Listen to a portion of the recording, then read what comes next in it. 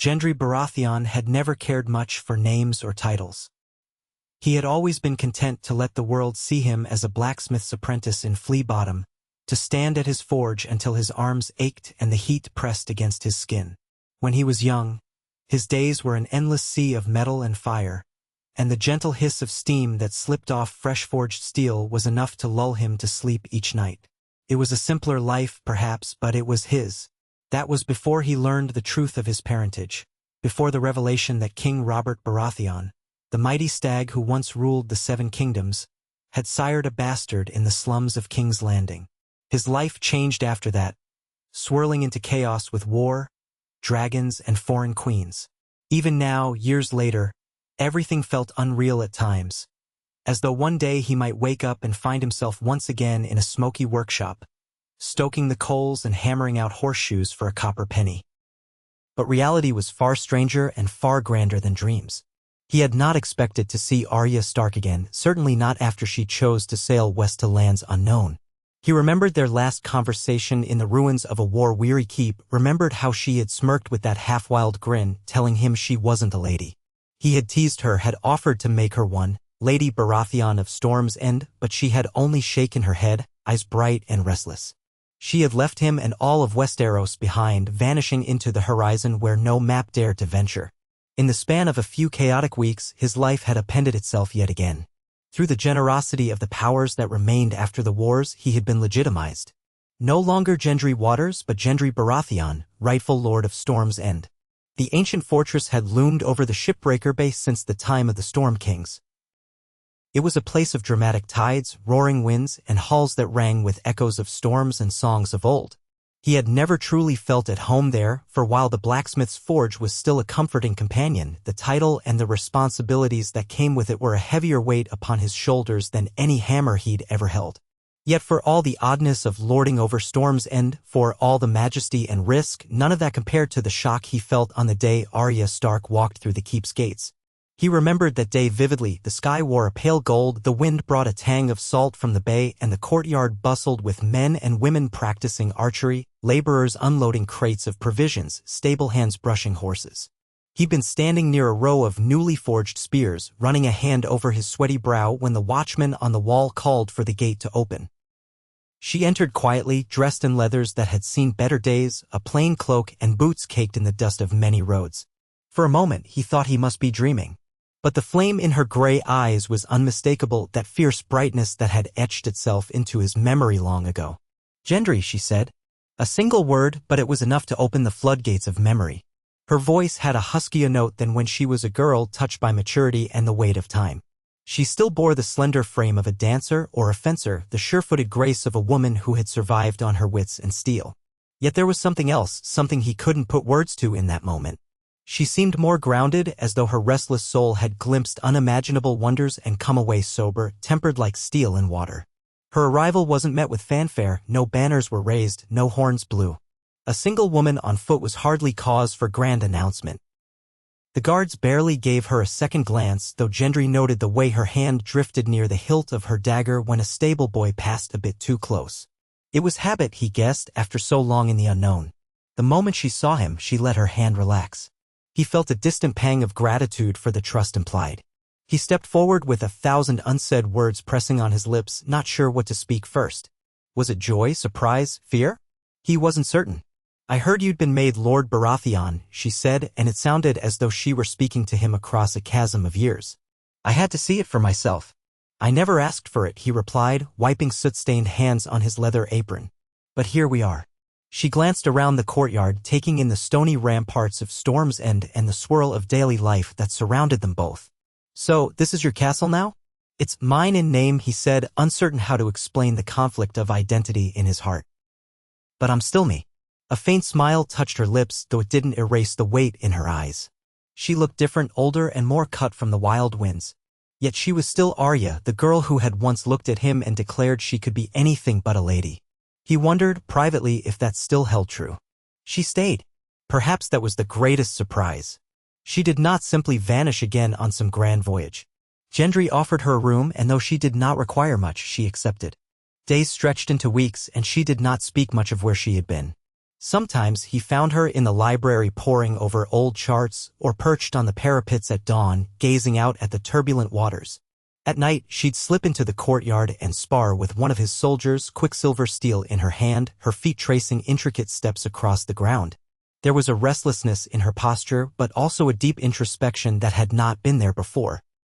In those early weeks, they circled one another like two wolves finding a place in a new pack. They shared the occasional meal, the occasional conversation in the corridor, small bits of banter reminiscent of their younger days. They reminisced, too, about the war, about their days on the road with the Brotherhood without banners, about the battles each had fought. Yet neither of them tried to define their relationship. They had parted once with words unspoken, and perhaps that memory lingered between them like a half-forged blade, uncertain of its final shape.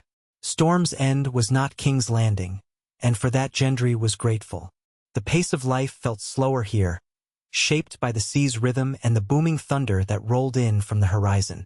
But there was also a new wave of attention upon him. With the Targaryen claim to the throne tenuous after the wars and the mysteries that had unfolded, some lords eyed the newly legitimized Baratheon with interest. A Baratheon bloodline could be seen as a stabilizing force if anything went wrong in King's Landing again. Others whispered that Gendry's claim was no claim at all, that a bastard's legitimacy was but a piece of paper. Yet he had Storm's End, and that was a formidable seat indeed. The rumors about him and Arya began softly at first, whispers among the servants that Lady Arya Stark had returned from across the seas and now spent her nights in Storm's End. Some claimed they had seen them laughing in the courtyard late at night. Others pointed out that she was often at his side in council meetings, though she never tried to voice opinions as a typical lady might. He caught her once reading through the keep's ledgers, cross-referencing supply lists and budgets, as though she found the puzzle of finances as intriguing as the puzzle of a new land. He teased her about it, but she only lifted a brow and asked him pointed questions about Storm's End's trade agreements. He was forced to admit he did not know half the details, so she learned them for him, forging new relationships with the local merchants and ensuring the blacksmiths were supplied with the right metals. Somewhere in that unspoken partnership, he realized they had begun to function as a team. He had not planned on proposing again. The last time, he had bungled it badly and broken a piece of her spirit, or so he feared. Yet, if there was one thing Gendry had learned in the crucible of war and chaos, it was that life was fleeting. He couldn't simply let moments slip by unspoken. Late one evening, they stood on the battlements above the courtyard, the wind twisting through Arya's hair. She stared out at the moonlit waves, the quiet hum of water punctuating the silence. He had approached from behind, not wanting to startle her. She sensed him anyway, she always did. "I never thanked you," he said, voice low so that the guard patrolling nearby wouldn't overhear. "For returning." She glanced back at him. "Would you have preferred if I stayed away?" He shook his head. "I'm glad you came. Storm's End can feel lonely at times. I didn't think it would, but it does. I'm not used to all these lords and ladies. Not used to everyone looking at me as if I'm some symbol." He let out a soft breath. "When you're here it feels, I don't know, feels more real." "I know," she murmured.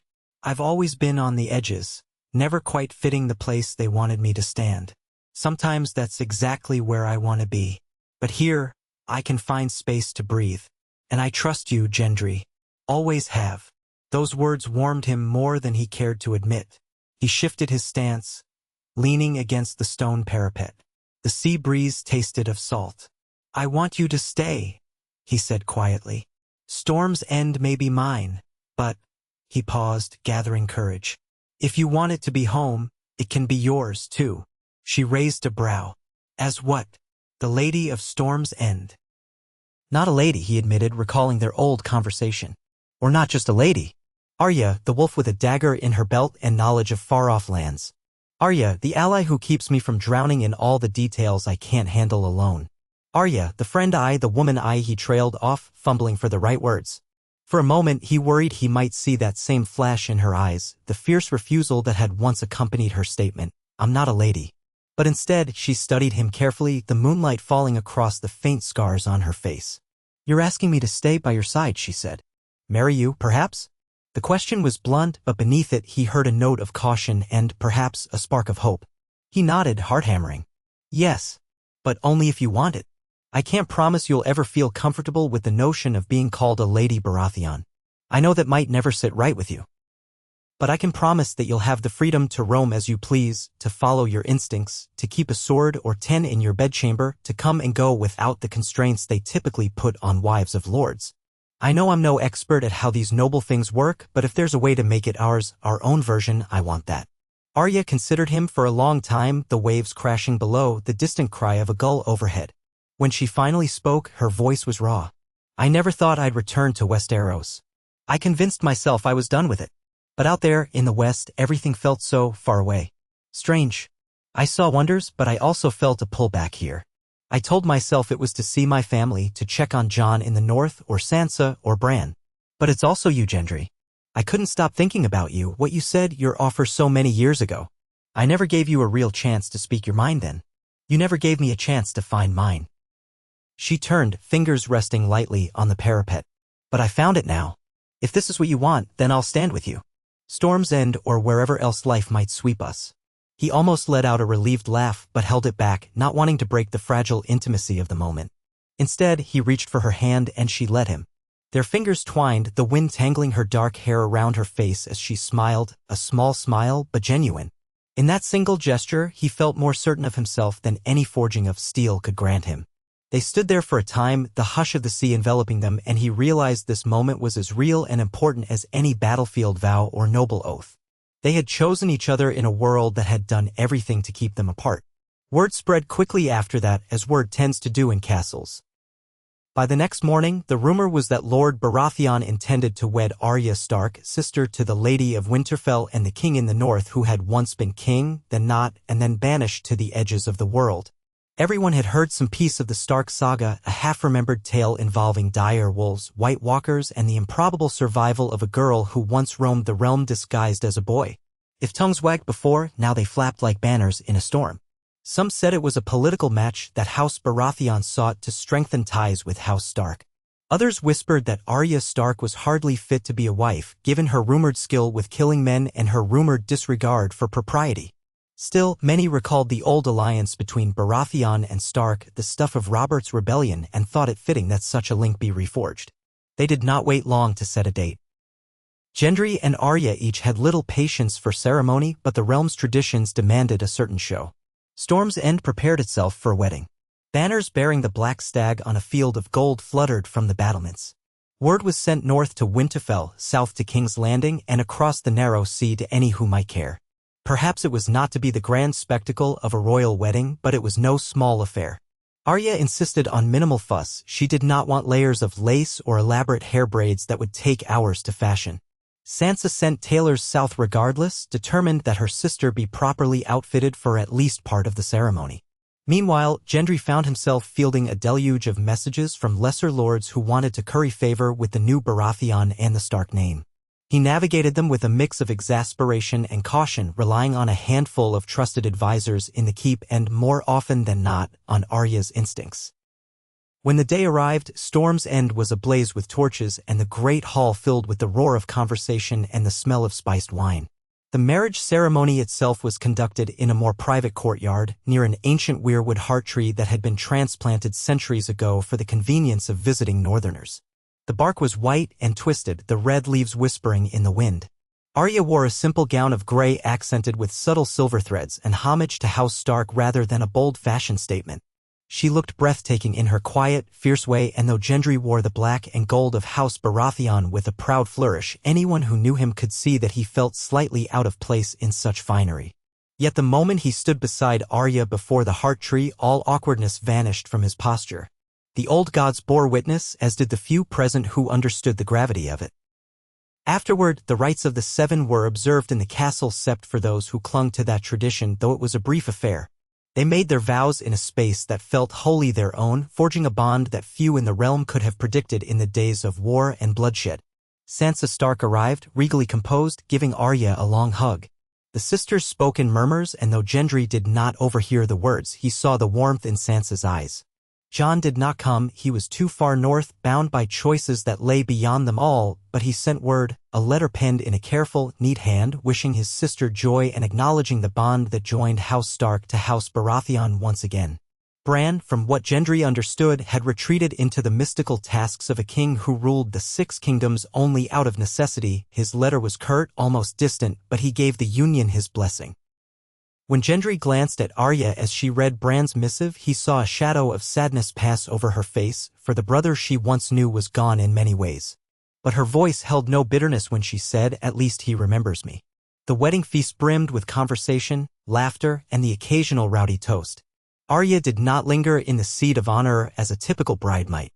She circulated, speaking briefly with each guest in her deliberate, forthright manner. She seemed to make a genuine effort to put some of the Baratheon bannermen at ease. Some warmed to her, others stared with cautious curiosity, trying to reconcile the slight woman with the rumors of her deadly reputation. Gendry joined her off and on, eventually falling into conversation with Davos Seaworth, who had come to pay respects on behalf of the crown. The Onion Knight raised a cup to Gendry's health, reminding him with a wry smile that Robert would likely roar with laughter and possibly grudging pride if he could see what had become of his bastard son. Gendry only smiled, uncertain what to say to the memory of a father he never truly knew. But the sentiment touched him. If anything, the wedding changed little in terms of daily life. They did not adopt the typical roles of lord and lady which some might have found scandalous. Arya was often seen in the castle yard at dawn, sparring with soldiers, her braided hair flying behind her. She would slip outside the walls, riding alone across the stormy cliffs, returning windswept and invigorated. Gendry continued to spend time in the forge whenever he could, forging new weapons, practicing the craft he had loved since boyhood. He oversaw the keep's business, consulted with local lords, and tried to navigate the complicated political environment of a realm still healing from war. He relied on Arya's frank observations whenever cunning was required. She could sense falsehood in a man's voice like a cat senses a mouse in the dark. Their life together was not always simple. The realm still quivered with tensions old and new. There were lords who suspected that a Baratheon-Stark alliance might be the first step in resurrecting rebellion or shifting power. House Baratheon had once led a rebellion that toppled a Targaryen king, after all. House Stark had been the catalyst for the War of the Five Kings. Now the two houses were wed once again, forging a bond that might stand against any monarchy, Bran's, or another's. Whispers multiplied, some hailing them as heroes, others condemning them as a threat. The first challenge to their newfound alliance came in the form of Lord Rosby, a minor noble in the Crownlands with ambitions exceeding his station. He had begun to withhold shipments of grain that normally went through trade routes near Storm's End, claiming new taxes were required. When Gendry's envoys arrived to negotiate, they were rebuffed. The subtext was clear: Rosby wanted to test Baratheon's strength and his willingness to act against noblemen. Gendry wrestled with how to respond. He was no tyrant, but he could not allow his people to suffer from withheld resources. Arya, for her part, urged caution. A direct confrontation might be exactly what he wants, she warned. If you lose your temper and strike, the crown might side against you if the conflict seems avoidable. We need a subtler hand. That was easier said than done for a man like Gendry, who preferred a straightforward approach. But he heard her counsel and reigned in his anger. Instead, they dispatched letters to key Crownland families, reminding them of Baratheon's rightful authority over trade along the Stormlands route. Davos, who still had the ear of the crown in King's Landing, added his voice of reason. Under growing pressure and with no legitimate claim to raise taxes unilaterally, Rosby relented. It was a small crisis, but it tested the synergy between Gendry's sense of justice and Arya's strategic thinking. When the shipments resumed, Gendry offered a private toast to Arya. She only smirked. They'll try again in some other way. Men like him always do. Trouble also brewed in the Reach, where House Tyrell's remnants had scattered after the devastating wars, and new lords now squabbled over farmland and inheritance. The lesser houses Florent, Hightower, Tarly attempted to reassert claims. Some even courted Gendry's favor, seeing in him a potential ally or future king if the realm destabilized.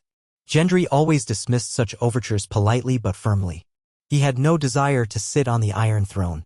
In truth, he wasn't entirely sure if an Iron Throne remained now that Bran held a different sort of power in King's Landing. But the illusions of royalty died hard. Among these tensions, a sense of possibility also took root. With House Baratheon finally stabilized under Gendry's leadership and House Stark joined to him by marriage, people began to speak of a new start. Storm's End had always been overshadowed by King's Landing in the south, but it now vibrated with a fresh energy, a sense that something enduring was being built. Gendry and Arya themselves were an unconventional pair, each shaped by hardship and forging a path that defied traditional roles. Some young knights and ladies at court found inspiration in their union, admiring Arya's boldness and Gendry's humility. One day, during a drizzle that blanketed Storm's End in a soft gray, Gendry found Arya in the library, poring over old genealogies. When he asked what she was searching for, she pointed to a tome that traced the lineage of House Baratheon back to Orys Baratheon, rumored to be Aegon the Conqueror's bastard brother, or so legend had it. "I was curious about the family we're continuing," she said, flipping through brittle pages. "These lines, these names, they're stories. But they're also responsibilities." She paused, her hand resting on a faded crest. "You realize that someday, if we have children, they'll carry both the wolf and the stag. That might mean something we can't foresee yet." He stood behind her, a warm presence in the hush of the library. "I've thought about it," he admitted. "It still feels strange sometimes, thinking about a future that involves children, a lineage. But maybe it's time to break the cycles that caused so much bloodshed." Robert rebelled and set off a chain of calamities. "We can be different." She turned to face him. "I want us to be." He gently brushed a lock of her hair aside. "We will," he said, and in that moment he believed it more than anything. The months rolled forward, bringing with them new alliances and small frictions that demanded their attention. Arya's keen eye for detail and her willingness to ride out personally to broker understandings became the stuff of quiet legend among the smallfolk. She might arrive at a village that had reported bandit troubles, speak to the villagers, track the brigands in the surrounding forests, and return with her cloak stained in mud and leaves. The local reeves and mayors grew to respect her. The notion of a lady who took up arms to protect her people was something out of an epic story or a half-true rumor, yet here she was in the flesh. Gendry tried not to worry over her too much, though a part of him always fretted when she rode off alone. But he understood that to cage her would be to lose her. She needed the open road, the thrill of the chase. In time, she did begin to accept a handful of guard companions, if only to appease Gendry's nerves and to provide a show of official presence. She handpicked them, men and women who had proven skilled and discreet. Over the months, they grew into a formidable small unit, fiercely loyal to her, calling themselves informally the Dire Wolves. She scoffed at the name, but the subtle smile on her lips told Gendry she took some quiet pride in it. Meanwhile, Gendry himself had his hands full with Storm's End's expansion. The fortress was old, built to withstand hurricanes and sieges, but parts of it had fallen into disrepair. He commissioned improvements to the walls, improved the harbor facilities, and invested in trade routes that would bring prosperity to the stormy peninsula. He did so not in imitation of grander courts, but to ensure his people thrived. The blacksmith's son in him understood the value of strong foundations. He had a small council of trusted minds, but Arya was always his confidant of first resort, whether she was physically present or off on some errand. Even when she was away, he composed letters to her, detailing the progress and seeking her thoughts. Often, she replied with observations that cut to the heart of the matter. He found himself smiling at the way her words jumped off the parchment, brimming with her frank intelligence. Some nights, after both had returned from their respective tasks, they would sequester themselves in the blacksmith's workshop, a place Gendry kept near the courtyard, better equipped than the old corner forge. They'd talk into the late hours, the air smelling of steel and soot, discussing the day's events, the realm's politics, and the shape of their future. They argued sometimes passionately because each had a strong will and distinct viewpoints on how best to handle threats. But they always found common ground in the end, united by a bond that had been tempered by shared hardships long before they took on the mantle of lord and lady. The question of succession came up quietly at first. A few courtiers dared to ask, in hushed tones, if the union would produce heirs, as was expected of noble marriages. Arya bristled whenever the subject was broached too directly. Gendry, aware of her discomfort, tried to shield her from prying questions. But the practical truth remained: the house needed an heir. The name Baratheon must live on, or so tradition insisted. For Arya, the notion of bearing children was entangled with a lifetime of independence, war, and the fear of losing herself. Yet, over time, she began to imagine it differently, not as a cage, but as a continuation of the legacy they were forging together. When she did conceive, it was not under the weight of obligation but in the natural course of their shared life. The news came first as a faint suspicion, then a confirmed reality that turned Gendry's world upside down. He was elated, terrified, disbelieving. Arya wore a mask of calm that he knew concealed her own swirling emotions. The realm took note almost immediately, and Storm's End buzzed with excitement. Yet Arya refused to become the porcelain doll some believed pregnant ladies should be. She still rose early, practiced with her sword, albeit more gently, and rode out with her guard to deal with smaller tasks. Only late in her pregnancy did she finally consent to remain mostly within the castle walls. Gendry, for his part, hovered protectively, yet he knew better than to smother her. They walked a fine line between caring devotion and stubborn independence. The child, a boy, was born on a storm-lashed night that seemed plucked from the legends of Durin God's grief. Thunder shook the keep, lightning flashed across the roiling sea, and the wind howled against the battlements. Arya's labor was long and grueling. She did not scream, though, not even when the pains were at their worst. She clenched her teeth, sweat soaked her brow, and she wrestled the agony with the same ferocity she would a sword-wielding foe. Gendry's heart thundered in his chest, helpless. Midwives whispered prayers. Finally, a piercing cry cut through the roar of the storm, and the child was laid in Arya's arms, healthy and loud. She gazed at the baby with wide, disbelieving eyes. Gendry could see her chest heaving from the strain, but in her expression was a quiet awe. He knelt beside her, one hand resting on her shoulder, the other gently touching the boy's soft cheek. Their son was small and wrinkled, with a fuzz of dark hair. In the flickering torchlight, Gendry thought he saw a glimmer of both wolf and stag in the newborn's uncertain mewling. Arya turned her gaze to Gendry, tears bright in her eyes. "He's ours," she whispered, raw with emotion. "He's real." "We did it," Gendry replied softly, pressing his lips to her brow. "You did it." They named him Rabar, a fusion of old names to honor House Stark and House Baratheon without being beholden to either. In the weeks that followed, Storm's End almost seemed to glow with renewed purpose. Courtiers, small folk, and visiting lords alike celebrated the birth, offering gifts and blessings. The presence of a baby in the keep changed the atmosphere profoundly. Arya's restlessness took on a new shape. She discovered an unexpected depth of protective instinct, though she still refused to be confined to a rocking chair in a nursery all day. She took Rabar out for walks in the courtyard, her guard discreetly following. Sometimes she placed him in a safe corner of the blacksmith's workshop, letting him hear the comforting clang of steel. "Let him know where he comes from," she would say, half smiling. "He's a Baratheon, after all." Gendry watched in something akin to wonder. He had never known a mother before. His own had died, or perhaps never claimed him. Robert Baratheon was a father in name only. To see Arya with their child was to witness a new story unfolding, one that turned away from old tragedies. Storm's End became not just a seat of power, but a home. The realm, for a time, was unusually calm. Bran's reign was distant and quiet, as though he only intervened when absolutely necessary. Sansa continued her rule in the north, forging new prosperity in Winterfell.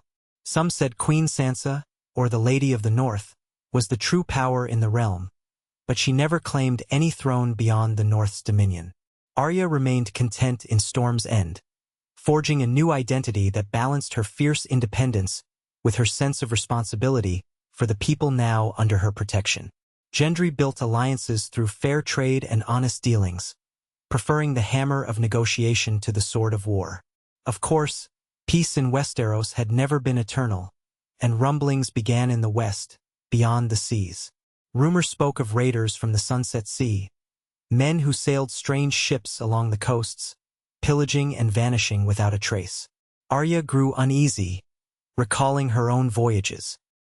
She suspected these raiders might be descendants of long-lost Ironborn who had set sail west generations ago, or even new adventurers from unknown lands. Most of the realm paid little heed, dismissing them as scattered pirates. But scattered pirates can still do harm if left unchecked. Arya, determined not to let the realm slide into complacency, convinced Gendry that Storm's End should take a leading role in protecting the southwestern shores.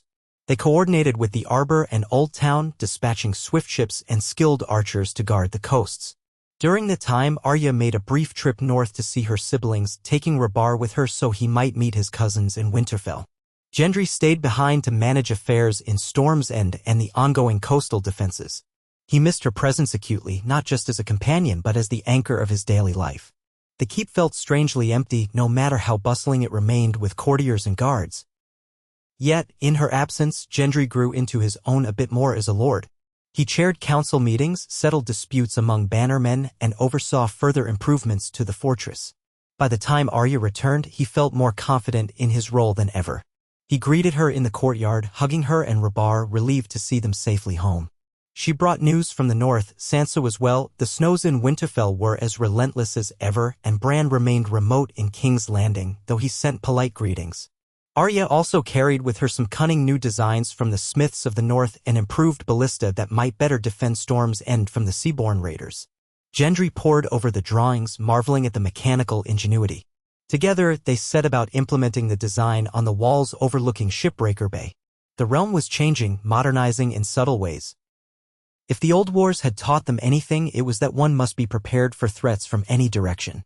As time wore on, their son grew alongside their ambitions for a secure and prosperous Storm's End. Rabar took his first halting steps in the same courtyard where Arya once sparred with soldiers, cheering him on. Gendry discovered a gentler side of fatherhood he never knew he possessed, letting the boy grip his blacksmith's hammer with tiny hands. Arya, for her part, taught Rabar the names of the castles in the Stormlands and told him stories of her travels. Sometimes Gendry would catch her gazing at the horizon from a high tower, the same half-wistful look in her eyes.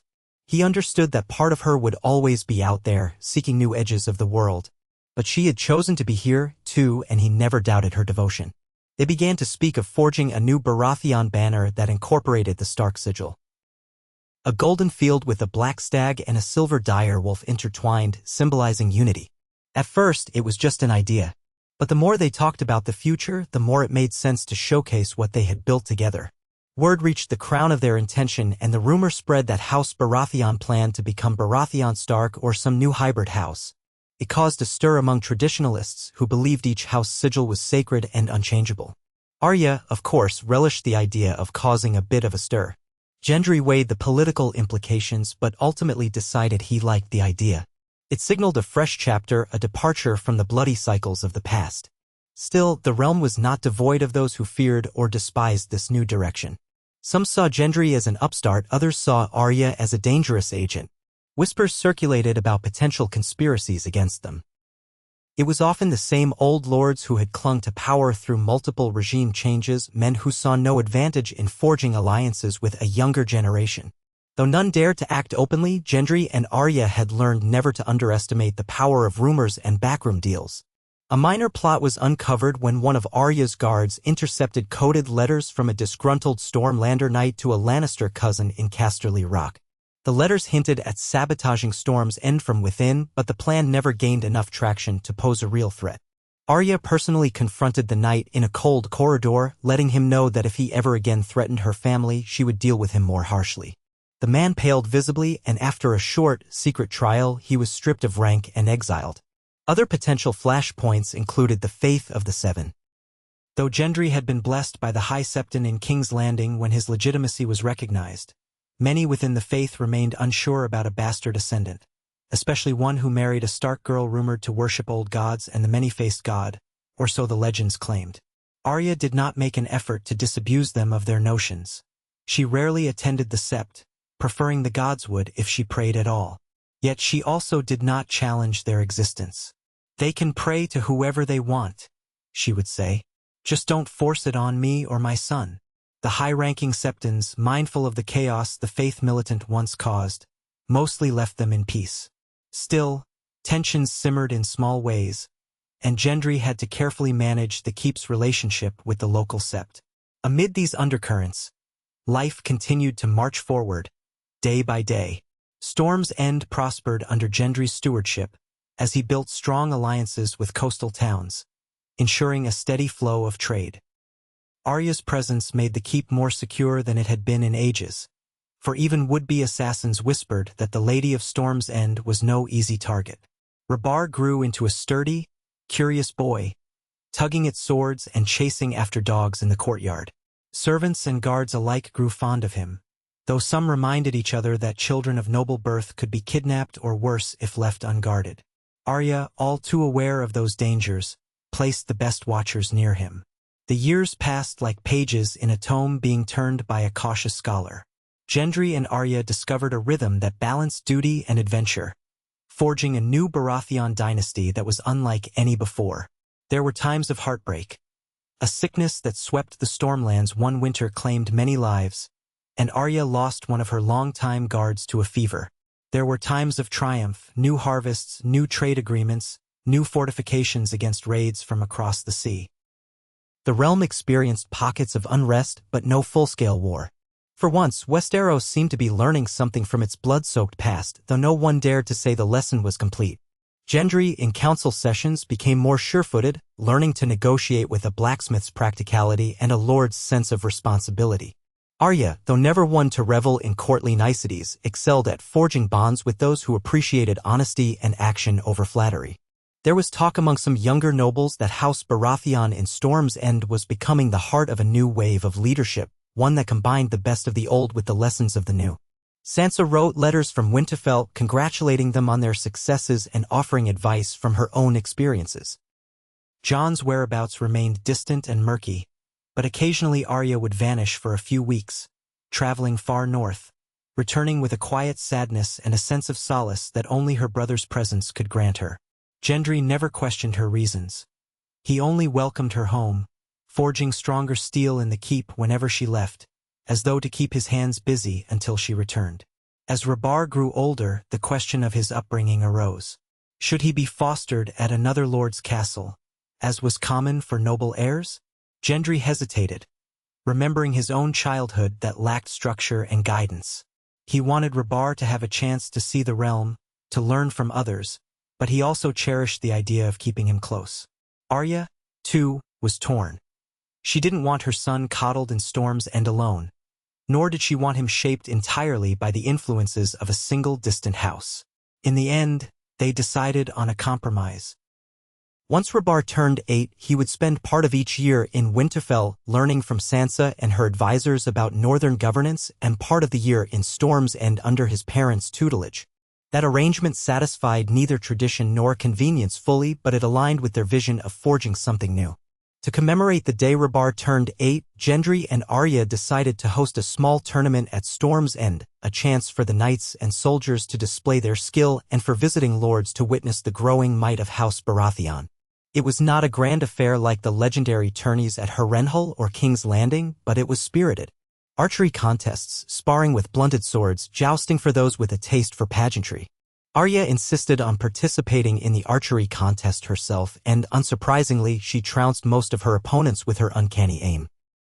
Gendry presided from a seat of honor, Rabar beside him, the boy's eyes gleaming with excitement. Arya's final match was against A.S. seasoned archer from the Stormlands. She planted 3 arrows in the target center with calm precision, and the crowd roared. Rabar nearly jumped out of his seat, cheering. After the tournament concluded, a feast was held in the courtyard lit by lanterns and the pale glow of a waxing moon. Musicians played lively tunes, and servants bustled about with platters of roasted boar, fresh fish, and the Stormlands' finest Alishan wines. Gendry raised a toast to all who participated, praising their courage and skill. When he mentioned Arya's name, the crowd cheered, some chanting "The Wolf of Storm's End." Arya's cheeks colored slightly, but she gave a crooked smile. This was the life they had built, a fusion of tradition and unorthodoxy, where a woman who once roamed the realm as a faceless wanderer could hold a place of high respect in a lord's castle. Late that night, after the feast had died down and revelers stumbled off to their beds, Gendry found Arya on the battlements, gazing out at the dark sea. He approached quietly, recalling the night he first asked her to stay by his side. Only this time they had years of shared history behind them, and the ring of truth in their bond. They had begun a new Baratheon dynasty, one whose path was still unfolding, step by step. They stood together, the moonlight tracing their silhouettes. "Thinking about the next adventure?" he asked softly. She nodded, arms folded. "Always, but it's different now. I'm not seeking something to fill an emptiness. We have a purpose here." He slipped an arm around her waist. "We do." He paused, letting the wind buffet them. "Sometimes I wonder if we've done enough to ensure peace. Could the realm fall into chaos again? Is there always another war waiting? Arya's eyes flickered with the steel that had carried her through so much. There might be. But we can face it. Together. He smiled at that. Aye, together. Wolf and stag. Below them, the lights of Storm's End glimmered in the night, a testament to the power of houses long entwined in history. But if those centuries had taught them anything, it was that history could change course when the right people took the reins. They leaned into each other, letting the roar of the surf and the quiet hush of the battlements soothe them. In that moment, the words were unspoken but clear. They had forged not just weapons and alliances, but a life built on trust, respect, and the unbreakable bond that transcended old, dusty notions of birth and fate. Such was the seed of a new Baratheon dynasty planted in the storm-racked soil of the Stormlands, watered by blood, tears, and hope. Gendry, once a nameless bastard, and Arya, once a restless wolf-girl, had chosen to craft a future that defied the tragedies of the past. Their legacy was more than a name. It was an ideal that the next generation and the ones after that might carry forward, that even in a land scarred by war, unity and perseverance could carve a path through the tempest. And if the storms raged, they would stand upon the battlements side by side, forging their story one strike of the hammer at a time. They stood together on the battlements, wind tugging at their hair and cloaks, the night stretching across the sky as if it might cradle them forever. Gendry felt the cold stone beneath his palms, heard the distant rush of the waves, and let Arya's presence anchor him. Long ago, he would have laughed at the idea that they might one day rule Storm's End together, forging a renewed House Baratheon. Now, all those years of hardship and wandering had shaped them into the lord and lady they never expected to become. Early the next morning, a pale dawn light washed the courtyard, revealing half-drunken revelers collapsed in corners or stumbling back to their beds after the tournament's festivities. Arya awoke with Gendry in the private solar adjoining their chambers. Rabar still slept in his small bedchamber, guarded by two of Arya's loyal retainers. As Gendry dressed for the day's council session, Arya lounged on a window seat, the faint circle of bruises beneath her eyes a reminder of her late hours. She'd been restless after the feast, too many people, too much talk. She much preferred the hush of the ramparts to the roaring crowd. She glanced over at him. "You'll meet with your bannermen this morning?" He nodded, tugging on a plain leather jerkin rather than anything too ornate. "We'll speak of the new harbor fortifications and final budgets for the expansion. Our shipments in and out of Storm's End have nearly doubled since last year. More merchants are coming south, which is good, but the port's jammed up. We need to sort out docking schedules and tolls." "Boring details, I know. You never used to think about docking schedules," she teased, faint humor lighting her voice. "Or budgets." His mouth quirked. "No, I didn't. But we have a house to run now, and we owe these people more than half measures. If it keeps them fed and safe, I'll pore over ledgers until my eyes go crossed." Her grin was quicksilver, there and gone. "I'm proud of you," she said, rising and crossing to him. She placed a light kiss on his cheek, the warmth of her breath lingering. "It's not easy taking up a mantle you never thought would be yours." He set a hand on her waist. "Neither of us planned to be here, but I can't imagine being anywhere else." Soon, Gendry departed for the council chamber, the bustle of household knights and servants filling the corridors. Arya lingered in the solar a moment longer, gazing down at the courtyard below. Storm's End was very much awake. Stable hands readied horses, guards changed shifts, and the kitchens exhaled plumes of aromatic smoke. She caught sight of her small unit of trusted guards, the dire wolves assembling for their morning drills. The name still made her snort, but she did not tell them to drop it. Sometimes the world needed a bit of romantic flourish, she supposed. Once Gendry was gone, she went to Rabar's chamber. She found him just awakening, his dark hair tousled. He had Gendry's strong bones in his face, but a certain sharpness in his eyes that echoed Arya's. He was no longer the sleepy toddler of 2 years prior. At 8, he was brimming with questions and restless energy. Arya liked that about him, though she knew it might be troublesome for a boy who would one day lead armies and hold lands. She sat on the edge of the bed, ruffling his hair. "How did you sleep?" she asked softly. He rubbed his eyes. "I had a dream there were dragons in the courtyard again."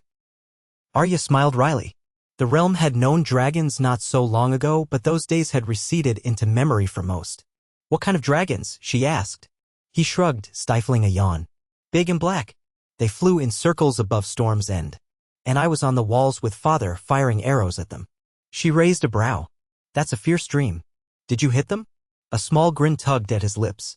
"One arrow struck the biggest dragon in the shoulder, and it roared fire across the sea.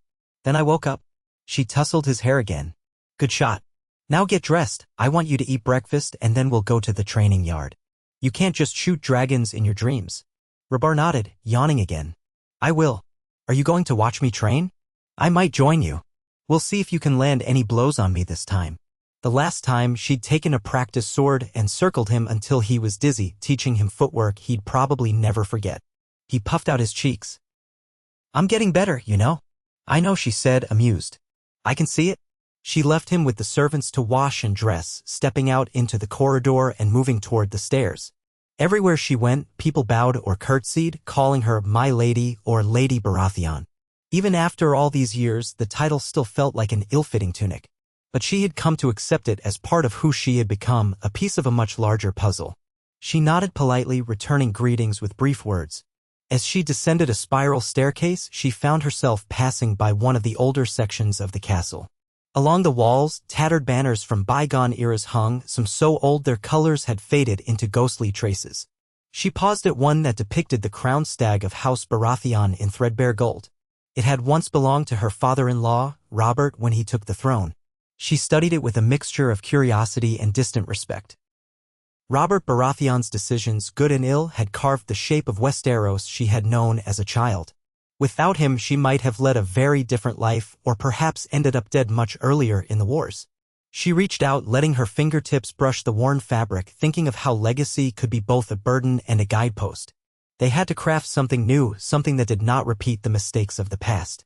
Turning away, she continued onto the courtyard, where she met her guards waiting for her command to begin the day's routine. Tall, lean Joss was the unofficial leader of the direwolves, having proven himself again and again in Arya's service. Beside him stood Carrie, a woman of few words but deadly aim, with a bow, and two others, Purra and Tyb, siblings from the Stormlands who had rallied to Arya's side when she first decided to form her personal guard. Carrie inclined her head. My lady, any special orders today? Arya glanced at the brightening sky, feeling the salt-tinged wind. We'll do a circuit of the outer walls first. Then we'll train with wooden swords. I want to keep our reflexes sharp. They nodded in unison. No questions, no complaints. Together, they walked the perimeter of Storm's End, greeting the sentries, scanning the horizon for any sign of trouble. The sea stretched out, restless and grand. Dark shapes of gulls and cormorants wheeled overhead. Far below, the waves crashed against the cliffs. If any threat approached by water, the watchers would spot it long before it reached the gates. Still, it never hurt to be certain. Eventually, they made their way to the training yard, a ring of packed dirt near the southwestern wall. Several of Gendry's knights were there, practicing grapples and shield maneuvers. Rabar appeared soon after, wearing padded armor, carrying a blunted sword that looked oversized in his hands. Arya's expression softened at the sight. He marched up to her, stance proud. The knights paused their routines to watch, half smiling at the boy's earnestness. Arya motioned for Joss to step forward. Show him the guard positions again. Joss obliged, demonstrating how to hold the sword diagonally, how to pivot one's weight, how to keep the feet positioned. Rabar imitated him with fierce concentration, though now and then the sword wobbled in his grip. Arya observed like a hawk, occasionally offering corrections. When she was satisfied, she nodded. Now attack, she said. Try to slip past his guard. Rabar lunged, aiming a clumsy blow at Joss's side. Joss parried easily, guiding the boy into a safe pivot. Arya didn't interrupt or scold. She believed in learning through doing. Rabar tried again, and again Joss deflected, but this time the boy managed to keep his footing. The onlookers gave small murmurs of encouragement. Arya kept her arms folded, forcing herself not to intervene. After a quarter-hour of drilling, Rabar's face glistened with sweat and his hair clung to his brow. Yet she saw the steely determination in his young eyes. With enough practice, he'd be formidable in time. Perhaps not as tall as Gendry few men were, but every bit as strong in will. He paused, panting, and lowered the blunted sword. I want to try against you, he said to Arya, breath ragged. The knights and guards turned their eyes to her expectantly, half amused, half curious. Arya tilted her head. Think you're ready for that? Her tone held a playful warning. He lifted the sword again, face set. I have to see how far I can push myself. She couldn't help but smile at that. She chose a light practice blade from the rack, testing its weight. Fine. Come at me. They faced off in a circle of expectant watchers. Arya stood lightly on the balls of her feet, recalling the water dancer's training from Bravos that still guided her movements. Rabar advanced tentatively, sword outstretched. She waited, letting him gather the courage to launch an attack. When he finally lunged, his blow was quick but predictable. She sidestepped, brushing his blade aside with an almost lazy flick of her own. The motion carried his momentum forward and he stumbled but recovered swiftly. Good, she thought. He learns from his mistakes. He tried again, feinting left before cutting to the right. This time, Arya blocked him with a casual grace, pivoting behind him in a single fluid step. She tapped his shoulder with the flat of her blade. Dead, she said softly. The watchers chuckled, but the boy's face darkened with frustration. Again, Rabar insisted. He was determined. Arya obliged, letting him try 3 more times.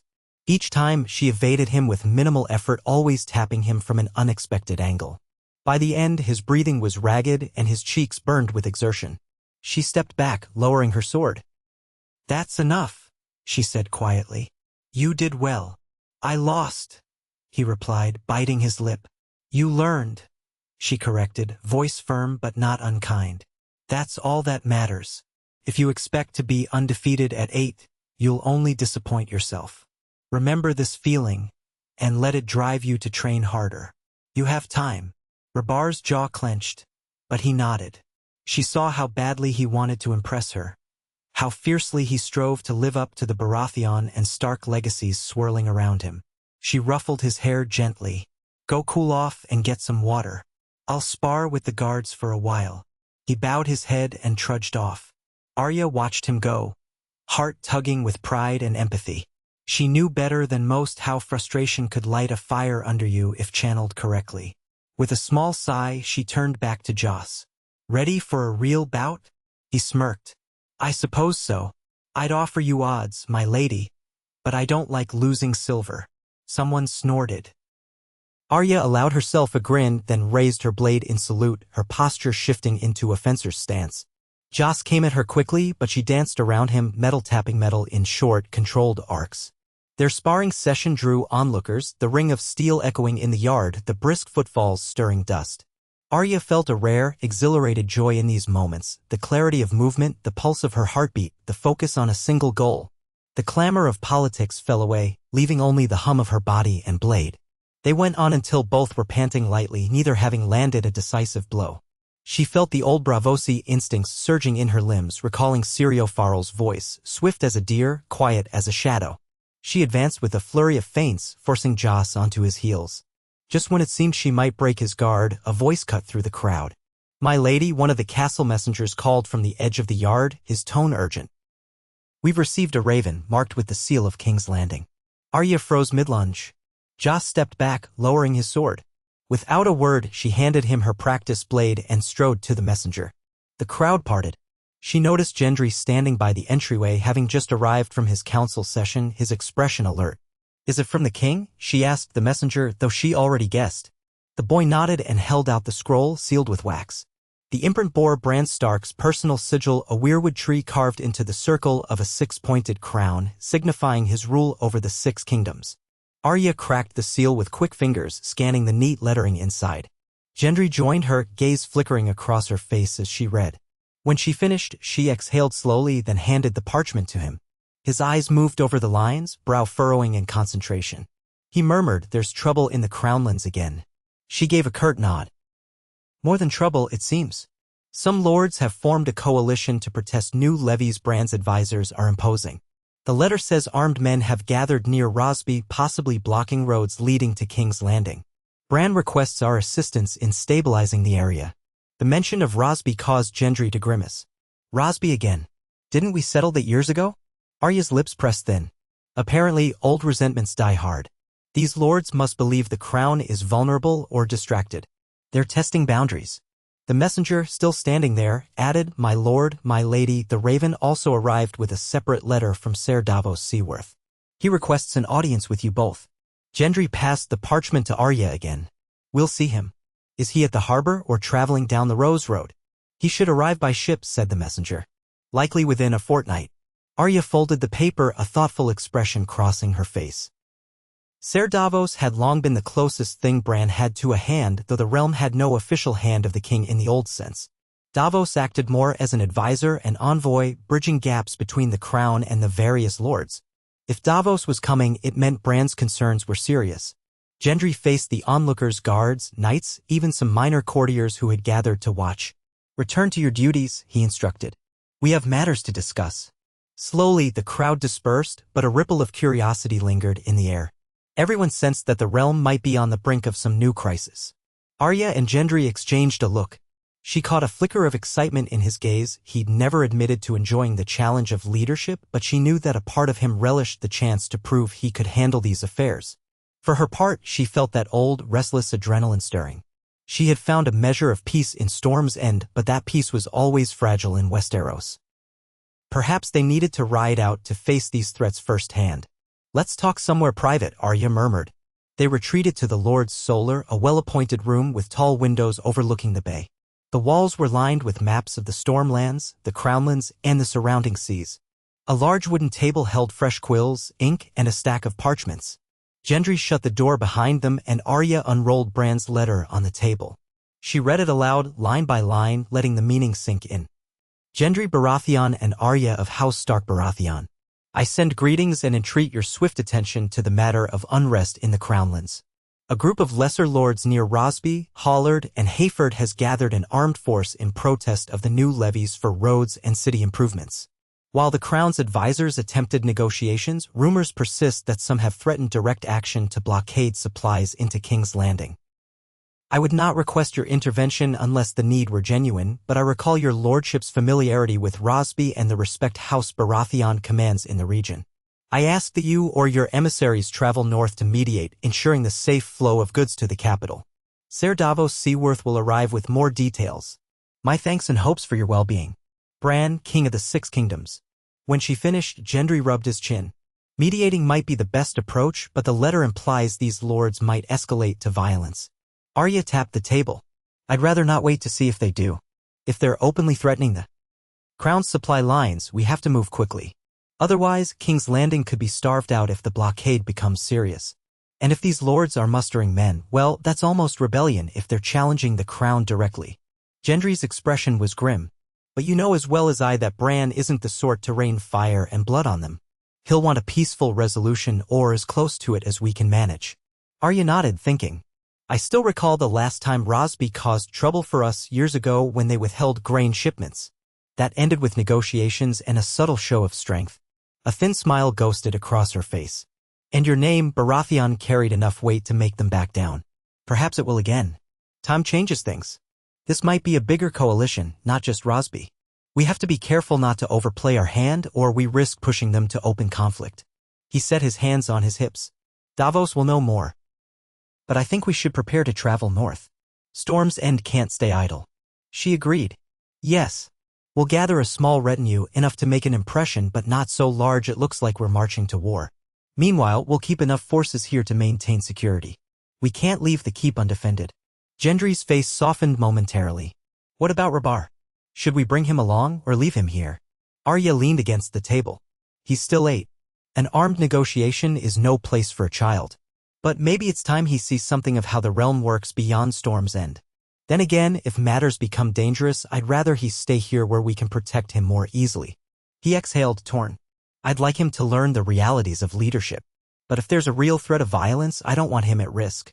We could compromise, take him to a safe holdfast near King's Landing, but not into the thick of it. Or we can send him to Winterfell early. Sansa would watch over him." Arya considered. The thought of Rabar in Winterfell stirred both longing and reluctance. She wanted him to know his northern heritage, but she also hated the idea of sending him away when the realm needed unity. In the end, her practical side won out. "Let's send a raven to Sansa, see if she'll receive him for a time. Once matters are settled in the Crownlands, we can decide whether to bring him back or continue with the original fostering plan. Meanwhile, we'll leave enough guards here at Storm's End to ensure no opportunists strike while we're away." Gendry gave a solemn nod. "Yes, that feels right." They spent the rest of the day in hurried preparations. Arya dispatched ravens to various bannermen requesting a modest muster of troops to assemble near the Rose Road. Gendry met with the castle steward to arrange for supplies and wagons, ensuring that if it came to a siege, they wouldn't be caught empty-handed. By evening, the castle thrummed with activity, smiths hammering out fresh weapons, tailors stitching new tabards with the combined sigils of the stag and wolf, servants packing crates of food and medical supplies. The hush of Storm's End's typical routine was replaced by the clamor of an expedition. Arya found Rabar in the library reading a small text about the Seven Kingdoms' greatest battles. He looked up, brightening as she entered, then his expression turned curious when he saw the seriousness in her gaze. He shut the book. "Mother." She knelt beside him. "Rabar, your father and I must travel north soon. There's trouble in the Crownlands, near King's Landing. The king has asked for our help to keep the peace. It might be dangerous." He blinked. "Am I going with you?" She swallowed, measuring her words carefully. "No, not this time. You'll be journeying to Winterfell instead, to stay with your Aunt Sansa for a while." His face fell. "But I don't want to go without you." "I can help." She cut him off gently. "This is not a place for an 8-year-old, no matter how skilled you're becoming with a wooden sword. We need you safe, and you can learn many things in the north that will help you one day. You'll see your cousins, explore Winterfell's training yard, and we'll come for you as soon as we can." His lower lip trembled, but he fought to steady it. He was a proud boy, and the idea of being sent away stung. Yet Arya saw acceptance in his eyes, grudging though it might be. "You promise you'll come soon?" "As soon as we can." She placed a hand on his shoulder. "I know it's not easy to leave, but you'll like Winterfell once you settle in. It's your mother's home, and your Aunt Sansa will take good care of you. You're part wolf, remember?" He gave a small nod. "Fine." A pause. "But will there be real fights? Against rebels?" She hesitated. "I hope it won't come to that, but we must be prepared. These lords have threatened to block off the roads and starve out the capital. We're going to stop them from bringing chaos back to the realm." She could see the questions forming in his mind. He'd grown up hearing stories of the wars that ravaged Westeros. The concept of open conflict felt both frightening and exciting to him. She remembered being his age, dreaming of knighthood and adventure, unaware of how brutal reality could be. "If there's a battle, be careful," he said quietly. "And if you see a chance to it." She smiled, interrupting him with a gentle pat on the head. "Don't worry. We'll handle it. You just be good for your aunt." He nodded, subdued. She felt a pang in her chest, seeing how he fought to hide his disappointment. She knew this was for the best, but she also knew that one day he'd be old enough to stand by their side in conflicts like this. For now, she would keep him safe from the worst the realm had to offer. 2 days later, a small fleet of ships arrived at the harbor carrying Ser Davos Seaworth and a dozen crown emissaries, along with a handful of the king's guard. Word spread swiftly, and Gendry and Arya rode out to greet them in the bustling docks. The sea wind tore at their cloaks, gulls screeching overhead. Stevedores yelled instructions as crates of supplies were unloaded, carts rolled on rickety wheels, and curious onlookers gathered. Davos approached, wearing a plain cloak, the pin of the king's advisor modestly attached to his collar. His weathered face broke into a warm smile as he bent a knee briefly. "My lord, my lady." Gendry reached out to clasp his arm. "Ser Davos, it's good to see you. You needn't kneel." Arya offered him a nod of greeting. Over the years, she'd grown fond of the Onion Knight's plain-spoken wisdom. "It's been too long." "It has," Davos agreed. "I trust you've read Bran's letter?" They guided him away from the bustle, to a quieter stretch of the harbor where they could speak without too many ears listening. Davos's guards and a few of Arya's direwolves formed a perimeter, keeping curious folk at bay. Seabirds wheeled overhead, and the tang of salt hung thick in the air. Once they were settled, Arya cut to the chase. "How bad is it near Rosby?" Davos sighed, rubbing a hand over his salt and pepper beard. "Worse than we hoped, perhaps not as dire as it could be. Several minor lords are refusing to pay the new levies. The rumor is they've pooled their forces and are training men in secret. They even sent a few outriders to harass shipments bound for King's Landing. So far, it's all posturing. But posturing can tip into war if someone makes a wrong move." Gendry's face hardened. "Why are they so opposed to these levies? Does Bran need more coin for the city or for roads?" "A bit of both," Davos explained. "King's Landing has undergone changes since the wars. We're building new infrastructure, cleaner water sources, better roads, improvements to the port. The crown can't fund it alone, so the lords around the Crownlands were asked for modest contributions. Most complied, but a few have taken offense. Some claim the crown is overreaching, that taxes are already too high, that they want autonomy. Arya let out a short laugh devoid of humor. They forget how chaotic the realm was after the wars? Do they want it to crumble again? Davos shook his head. Short-sighted men abound in Westeros, my lady. They see only their coffers emptying, not the broader good. Bran tried sending envoys to reason with them, but they were turned away. The lords threatened that any further attempts at coercion would be met with violence. Gendry looked out at the sea, jaw set. So they're effectively in rebellion. A small rebellion, but yes, Davos agreed. We hope it can be ended without bloodshed. Arya's hand curled into a fist. She remembered the chaos that had once claimed the realm. It had taken so much to stabilize things under Bran's measured guidance, and now these upstart lords sought to tear it apart for a handful of coins. We're ready to ride north, she said. With a small force. We'll do what we can to restore order before it devolves into a new war. That's the last thing anyone needs. Davos nodded gravely. That's precisely what the king hopes for. Your presence may sway them to reconsider. House Baratheon still holds weight. Robert's rebellion is not forgotten, though the memory might push them in either direction. Some might see you as a symbol of rebellion, ironically. Gendry grimaced. Ironic indeed, given that we want to uphold the peace. But let's proceed. We've made arrangements for our son to go north to Winterfell. Once he's on his way, we'll gather our riders and march. Davos placed a comforting hand on Gendry's shoulder. You'll do fine. And I'll ride with you if you'll have me. Arya and Gendry exchanged a look. We'd be glad for your company, Arya said. We trust your counsel. The next day, they bid Rabar farewell in the courtyard of Storm's End. He was dressed for travel in thick leathers, holding back tears with a stubborn tilt of his chin. Arya hugged him tightly, inhaling the scent of his hair. She whispered final words of reassurance, telling him to be brave, to listen to his aunt, to remember his lessons. Gendry clapped him gently on the shoulder, telling him they'd see him soon. Then the boy mounted a carriage with a small guard escort and set off along the winding coastal road. Arya stood at the gates long after the carriage disappeared from view, a knot twisting in her chest. It felt unnatural to send him away, but she knew it was necessary. That afternoon, Gendry oversaw the final mustering of their forces. They hadn't called the full might of the Storm Lands, only a cadre of loyal knights and soldiers, perhaps 200 in total. Enough to show strength but not provoke further escalation. Davos and his retinue joined them along with the majority of Arya's dire wolves. Joss stayed by her side, newly polished armor reflecting the sunlight. The men and women who rode with them wore the crown stag of Baratheon or the interlaced sigils of the Baratheon Stark Union. Trumpets sounded as they filed out of Storm's End's mighty gates, hooves clattering on the cobblestones. A hush fell over the local folk who lined the streets, uncertain whether to cheer or fear what this departure might herald. The road north followed the Rose Road's extension, meandering through lush coastal lands that gradually gave way to rolling hills and sparse forests. The journey was plagued by intermittent rain. The Stormlands lived up to their name. Arya rode near the front, cloak pulled tight against the drizzle, eyes scanning the terrain. Gendry rode beside her, helm hooked on his saddle. Behind them trailed a column of horsemen, wagons with supplies, and a few ox-drawn carts. Davos sometimes came forward to discuss details of their approach or to share rumors he'd gleaned from traveling merchants they passed.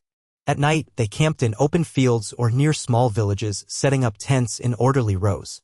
Gendry's tent was large enough for him and Arya to have a semblance of privacy, though the hum of soldier life surrounded them, fires crackling, laughter from men off duty, the clank of armor being polished, the smell of boiled cabbage from the cooks.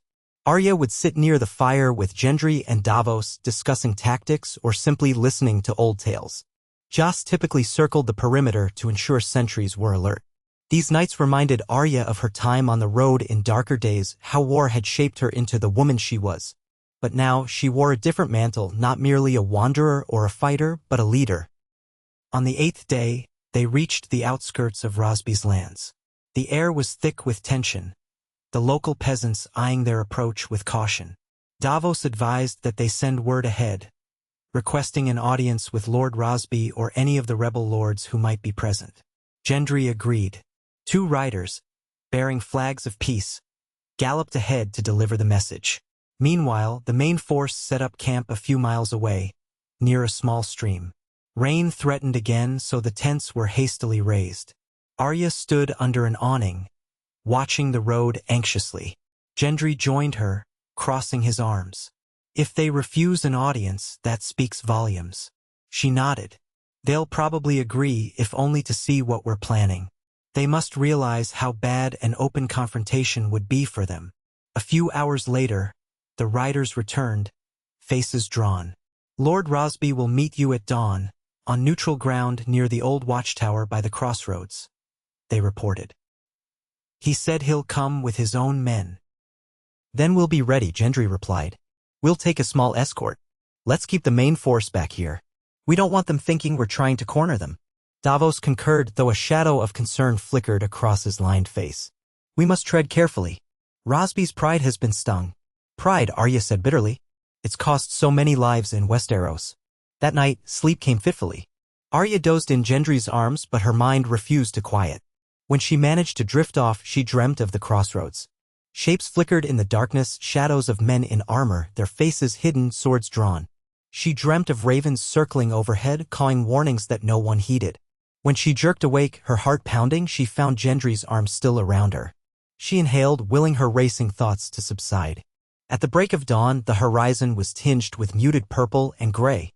Arya dressed in her simplest leathers, sturdy but not ostentatious. Strapping a fine steel dagger at her hip and carrying a short sword. Gendry, too, chose pragmatic attire, though he wore a breastplate with the Baratheon emblem etched onto it. Alongside them rode Davos, Jas, Carrie, and a handful of other trusted men. The rest of the forces remained in camp, ready to move at a moment's notice. They set off, the air damp and cool.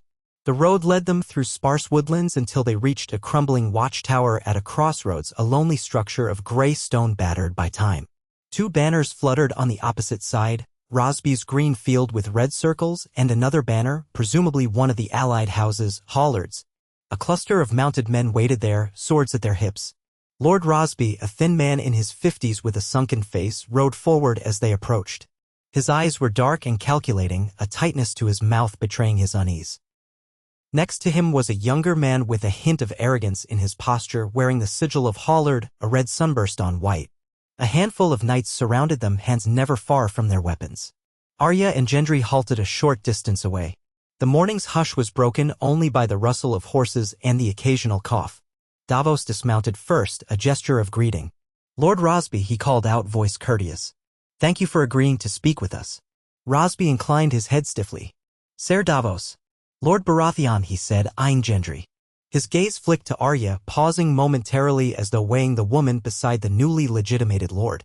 And Lady Baratheon Stark, is it? Arya dipped her chin in a measured acknowledgement. That'll do, she said. She thought she saw distaste flicker in his expression. Perhaps he was among those who disliked her northern heritage or her unorthodox reputation. Gendry spoke up, his voice steady. We're here at the king's request, Lord Rosby. We understand there's been tension over the new levies. We'd like to resolve this peacefully. Rosby's nostrils flared. Peacefully, yes. But not at the cost of bending to unjust demands. The crown taxes us dry. Our lands are not as fruitful as they once were, nor as populous. Why should we pay for King's Landing's fancy new improvements when our own folk suffer? Davos stepped forward, palms out in a placating gesture. The improvements are meant to benefit the realm as a whole. Better roads mean better trade, which your lands will profit from as well. The king does not seek to beggar you. Lord Hollard leaned in, voice sharp. We've sent letters of complaint and no decent reply came. We have families to feed, roads of our own to repair. Yet the crown's levy grows every year. Enough is enough. Arya watched them, reading posture and tone as she once did in the halls of Harrenhal or the roads of the Riverlands. She sensed fear driving these men, but also ambition. She let Gendry and Davos take the lead in the diplomatic conversation, stepping forward only when the moment seemed ripe. Gendry kept his voice calm. Lord Rosby, I grew up in Flea Bottom. I know what it's like to struggle for coin. I wouldn't ask you to pay more than is fair. But the realm has changed. After the wars, we can't just leave King's Landing in ruin. The city's trade routes feed all of us. If the city recovers, so will the crownlands. Rosby's mouth curled into a skeptical line. Fine words, my lord, but words won't fill our grain stores. Hollard spoke again, a touch of condescension. Perhaps we might negotiate a lower rate or a delayed payment. But we won't be threatened with soldiers at our doorstep. Arya took that as her cue. If you remain civil, there's no threat. But if you blockade roads or ambush shipments, that's rebellion. We won't allow it. Rosby's eyes flicked to her dagger. A threat, my lady?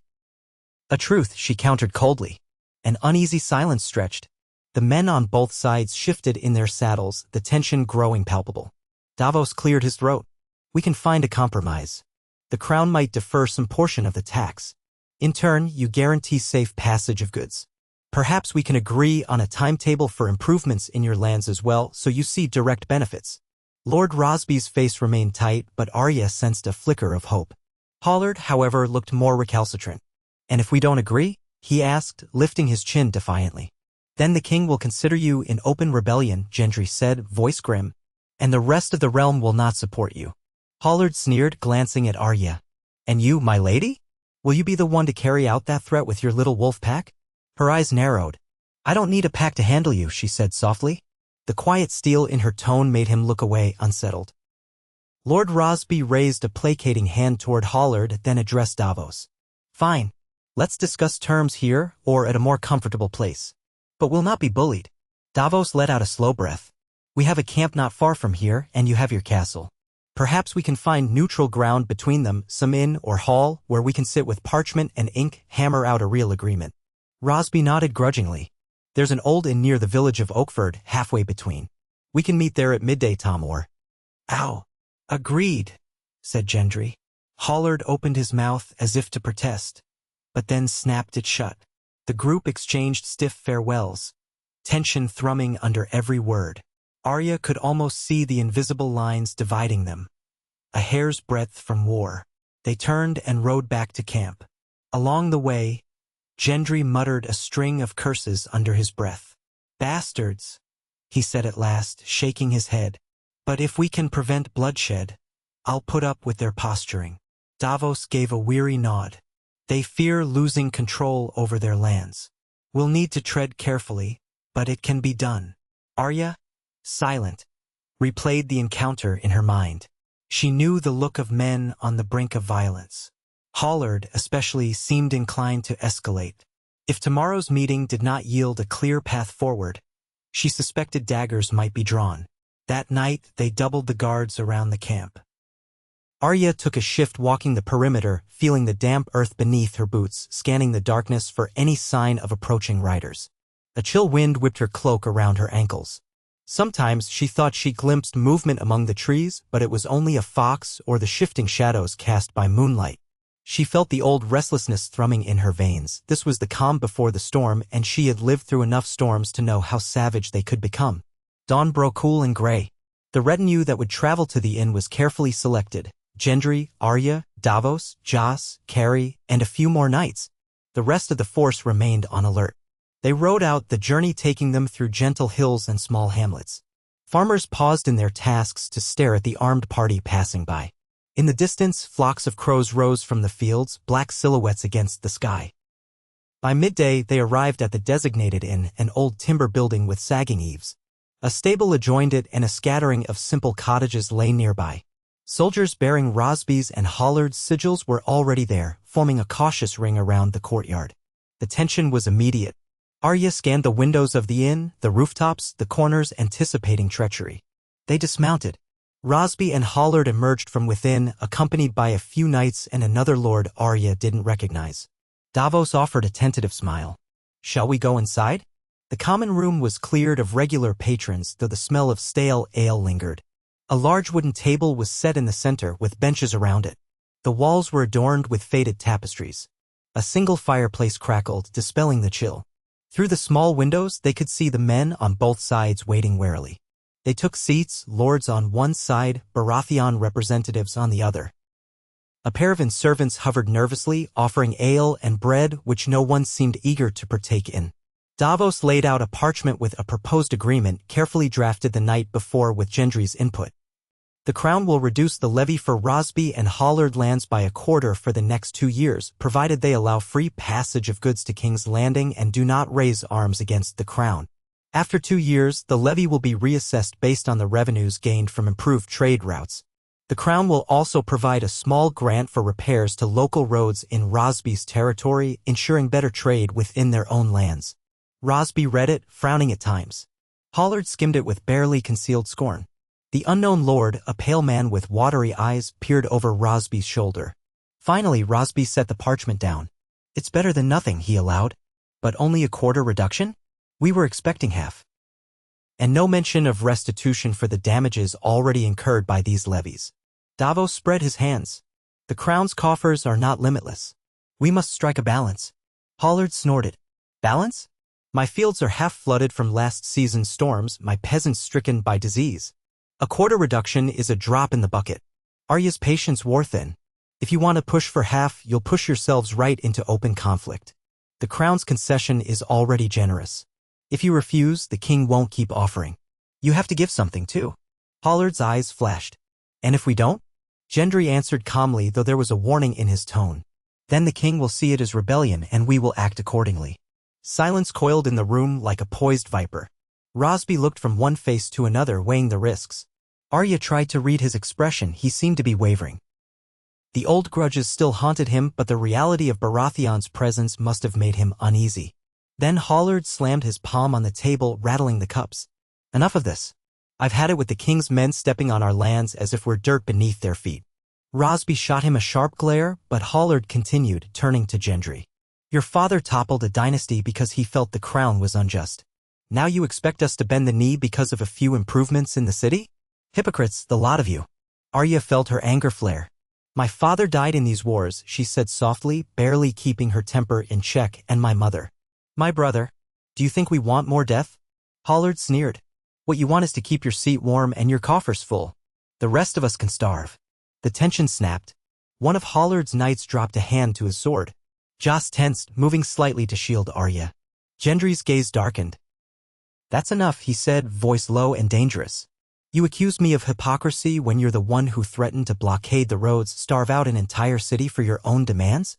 We only threaten to do what the crown has done to us for years, Hollard spat back. Then there's no point in talking, Arya said, standing abruptly. She reached for the parchment, intending to tear it in half and walk out. But before her fingers could grasp it, a flash of steel glinted at the edge of her vision. One of Hollard's men had drawn his sword halfway, face twisted with barely contained fury. Time seemed to slow. Instinct roared through her. She pivoted, free hand darting to her dagger. Hollard shouted something and Rosby sprang to his feet, flinging the bench aside. Davos shouted for calm. Gendry moved to Arya's side, one hand going for his own weapon.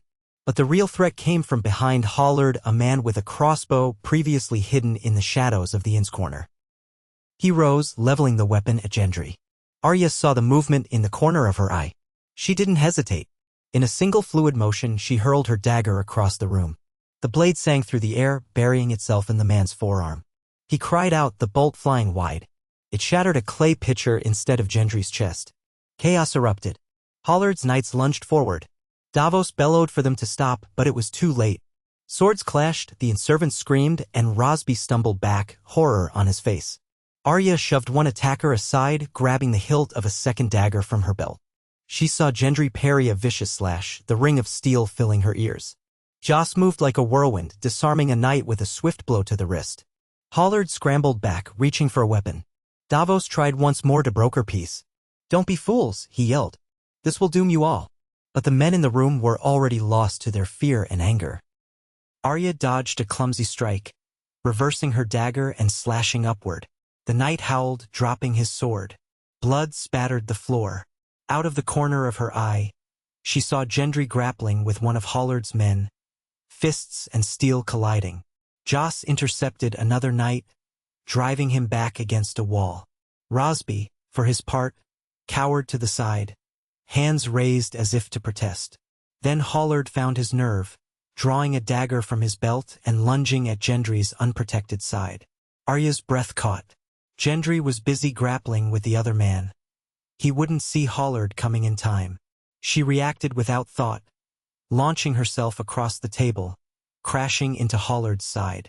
They both tumbled to the floor, the dagger scraping across the wooden boards. In a burst of savage energy, Arya wrested the weapon from him, pinning his arm, his face twisted with rage and alarm. Call them off, she snarled. End this.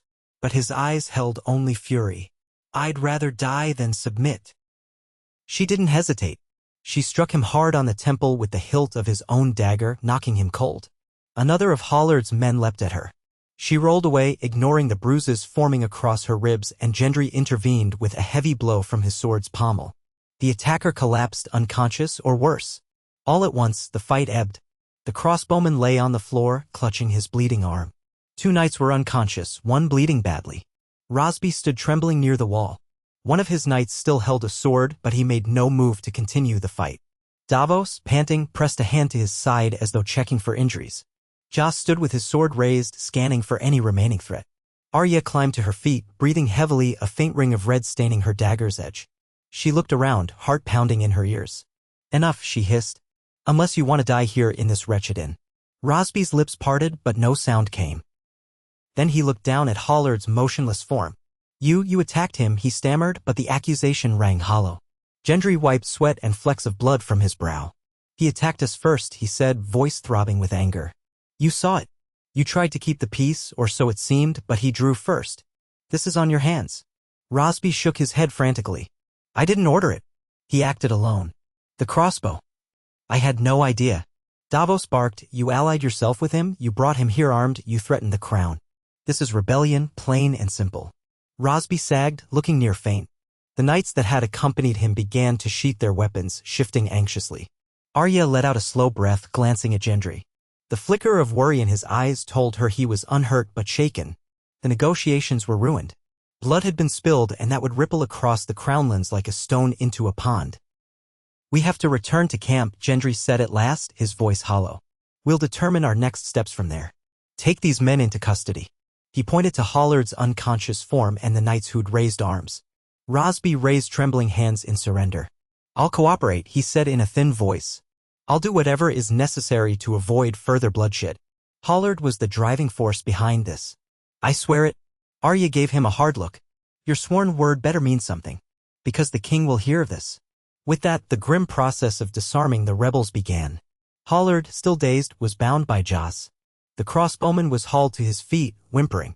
Rosby's knights parted, allowing the Baratheon-led group to take control. Outside, the men on both sides stirred at the commotion. Davos, stepping out first, raised his voice to quell any new outbreak of violence. Gradually, the tension slackened, replaced by stunned disbelief. They escorted Rosby, Hollard, and the captured knights back to the Baratheon camp, leaving a handful of men to secure the inn.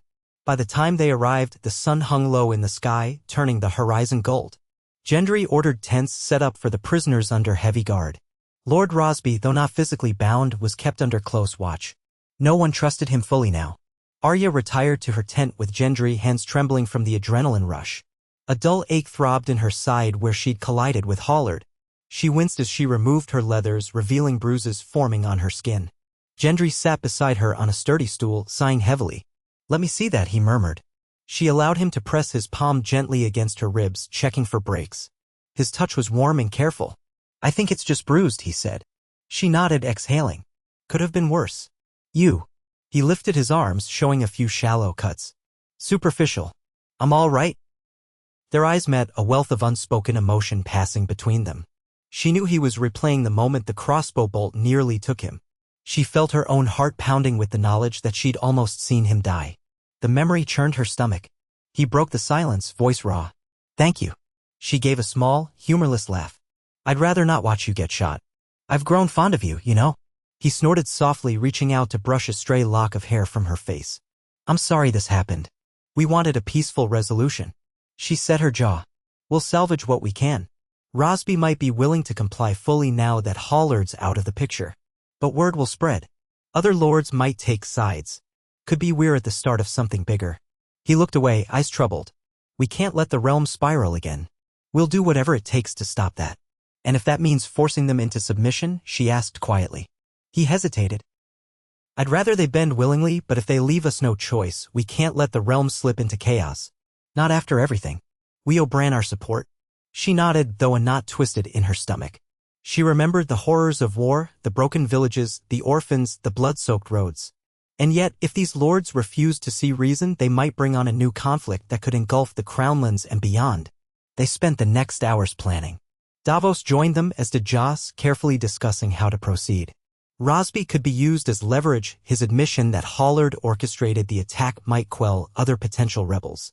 They would summon any lords rumored to be in alliance with Hollard, demanding they swear fealty to the crown or face the king's justice. It was a risky gambit, but their best hope to contain the trouble. Night fell and the camp settled into a tense hush. Arya went to check on the prisoners. Hollard had regained consciousness and now glowered from behind the bars of a makeshift cage wagon they brought in case of bandits.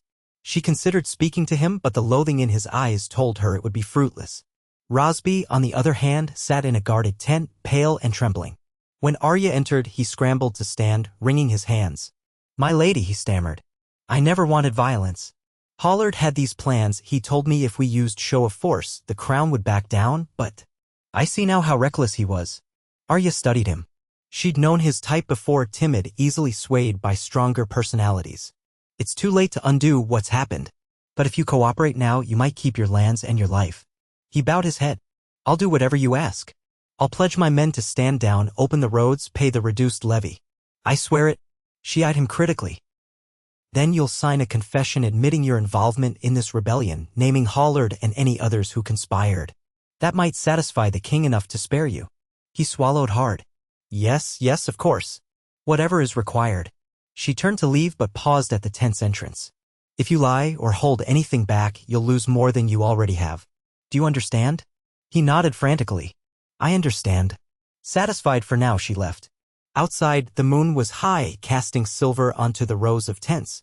Guards patrolled with torches, their footsteps crunching on the damp grass. She inhaled the cool night air, letting it cleanse the stench of violence from her senses. Gendry waited for her near their tent, leaning against a post, arms folded. His gaze lifted when he saw her. "Rosby is all but begging for forgiveness," Arya said, stopping beside him. He nodded. "Good. That might make this easier. We'll have him sign a confession, testify against Hollard, and hopefully quell whatever spark remains of this rebellion." She folded her arms. "Still, I'm uneasy. Hollard might have other allies we don't know about." "We'll find out," Gendry said, exhaling. "Tomorrow we'll question him in earnest." A distant rumble of thunder echoed across the sky, as though the stormlands were never far behind them. Arya tilted her head, gazing at the stars.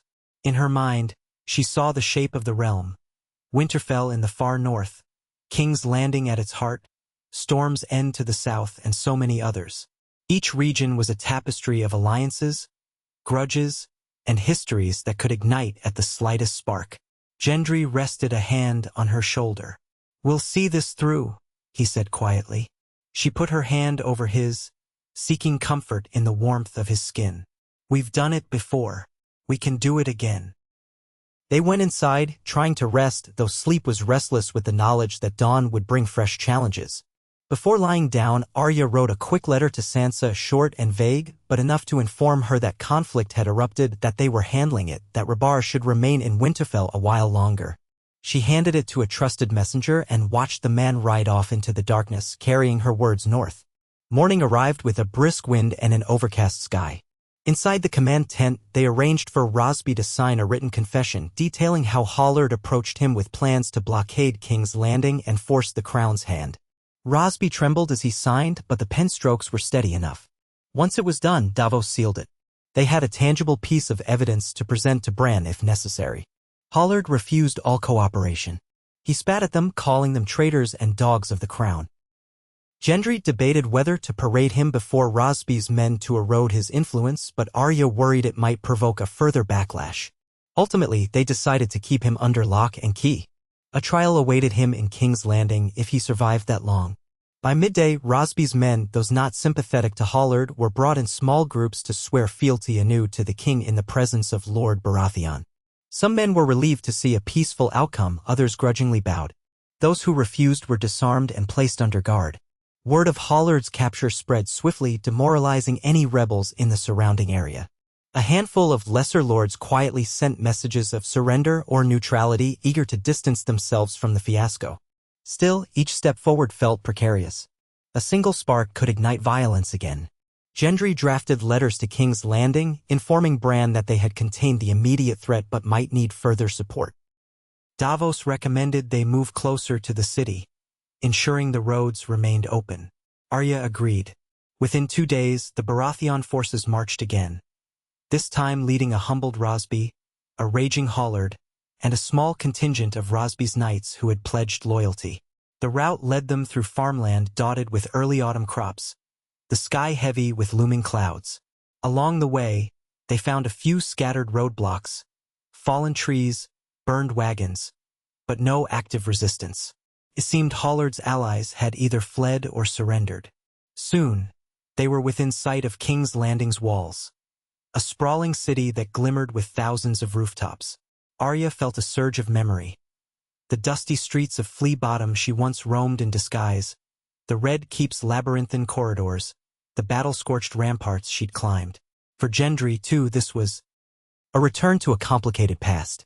The city had shaped both their destinies in ways they still struggled to understand.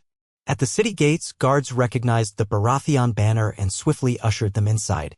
The smell of humanity, food cooking, waste rotting, bodies sweating, washed over them, mingling with the tang of the nearby sea. Crowds pressed closer to see the armed procession, whispering and pointing. Some cheered, some jeered. They passed through the winding streets, heading up toward the Red Keep, which perched on Aegon's high hill like a watchful dragon of stone and iron.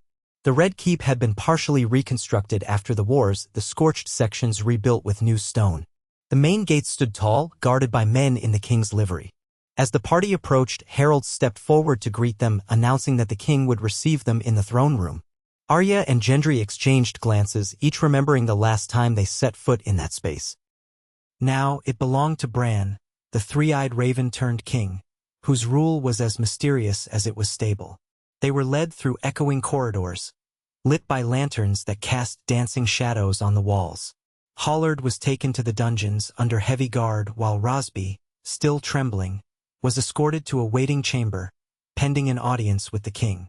Arya and Gendry, accompanied by Davos and a small retinue, ascended broad steps to the throne room's great doors.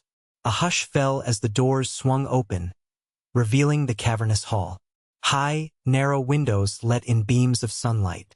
At the far end stood the Iron Throne, or what remained of it, after the last war. Bran had had it partially melted down, reshaping it into a simpler seat of hammered steel, less jagged and towering. Behind it stood a carved weirwood screen, symbolic of his northern roots. The king himself sat calmly, robes of deep green embroidered with subtle designs of leaves and ravens. His once boyish features had grown austere and ageless, his eyes distant as if he saw more than the room before him. Arya, Gendry, and Davos approached, kneeling out of respect. Bran inclined his head, a faint smile touching his lips. "Rise, friends," he said, voice soft yet resonant in the hush. "I've seen your progress in the Crownlands." A cryptic statement. Did he mean he'd heard of it, or he'd seen it in one of his visions? They rose. Arya studied his face, always struck by how different Bran had become since the days they were children at Winterfell. She felt a pang remembering their old life. But that was gone. This was the king, the one who had inherited a broken realm and tried to piece it back together with measured decisions. "Your Grace," Gendry began, bowing again. "We've subdued the rebellion in Rosby. Lord Hollard is in the dungeons and Lord Rosby has sworn new oaths of fealty. Here is his written confession." He produced the parchment, handing it to a steward who carried it to Bran. Bran accepted it without looking, setting it aside. "Thank you," he said. "You have prevented what might have escalated into open war. I am grateful." Davos spoke next. "We lost a few men, Your Grace, and some on their side were killed or wounded in the skirmish. But the roads remain open, and the rebels have disbanded." Bran's eyes flickered. "I know," he said quietly, as though recalling some distant memory. "Their attempts at defiance will remain small for now, but seeds of discontent linger." Arya felt a chill at his words. He was always seeing farther ahead than anyone else. "What would you have us do, Your Grace?" she asked. Bran paused, as though carefully choosing his words. "You will oversee the Crownlands' transition into this new period. The improvements in King's Landing will continue. Lords who balk at the levies shall be heard, but they must comply. I want no more bloodshed, if it can be avoided." Gendry nodded. "We'll do our best, but we also need the means to enforce compliance if they resort to violence again." Bran gave the barest inclination of his head. "You shall have it. The Crown's Guard will support you. The realm is at peace, but vigilance is needed to keep it so. He then fixed his gaze on Arya. How is the north? She swallowed. I haven't been there in some time, Your Grace. I left my son in Winterfell with Sansa for his safety. By now he should have arrived. She'll look after him until we settle things here. Bran seemed to consider that, his expression unreadable. Yes, I sense it is well.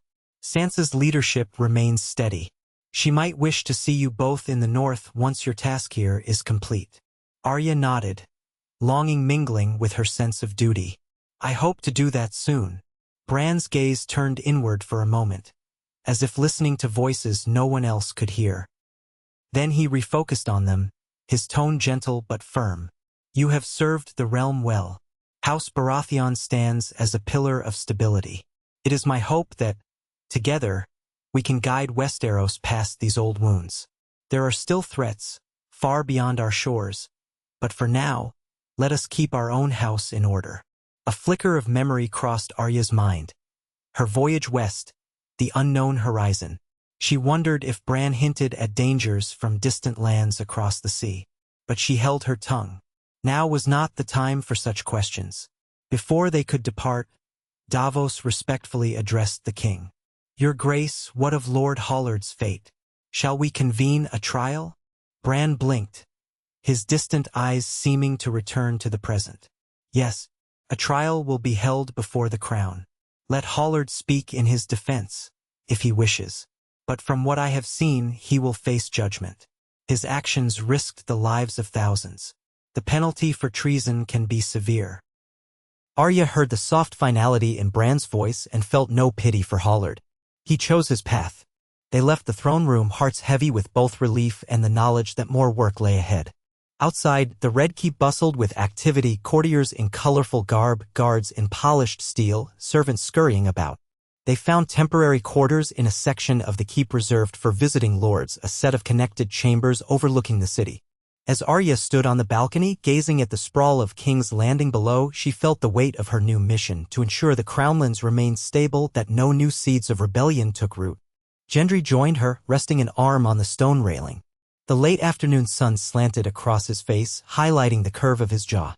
She saw the fatigue in his eyes. He'd grown accustomed to lording over the Stormlands, but now he was thrust into a role with even broader implications. We'll need to ride out, visit these lords in person, or send reliable envoys, he mused. Remind them that we're not here to squeeze them dry, but we won't tolerate defiance either. She turned to him. We'll have to be cunning. Offer them something, reassurances, maybe small modifications to the levy if they truly can't afford it, but show them we can't be trifled with.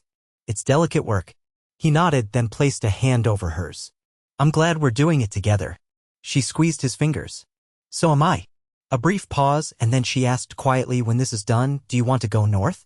To Cerebar and Winterfell? A faint smile touched his lips, tempered by lingering worry.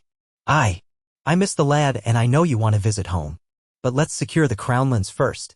She exhaled, leaning into him as she gazed at the sprawling city. All right, let's do this. Stop any flickers of rebellion from catching flame. In her mind, she saw again the swirl of war that once engulfed Westeros.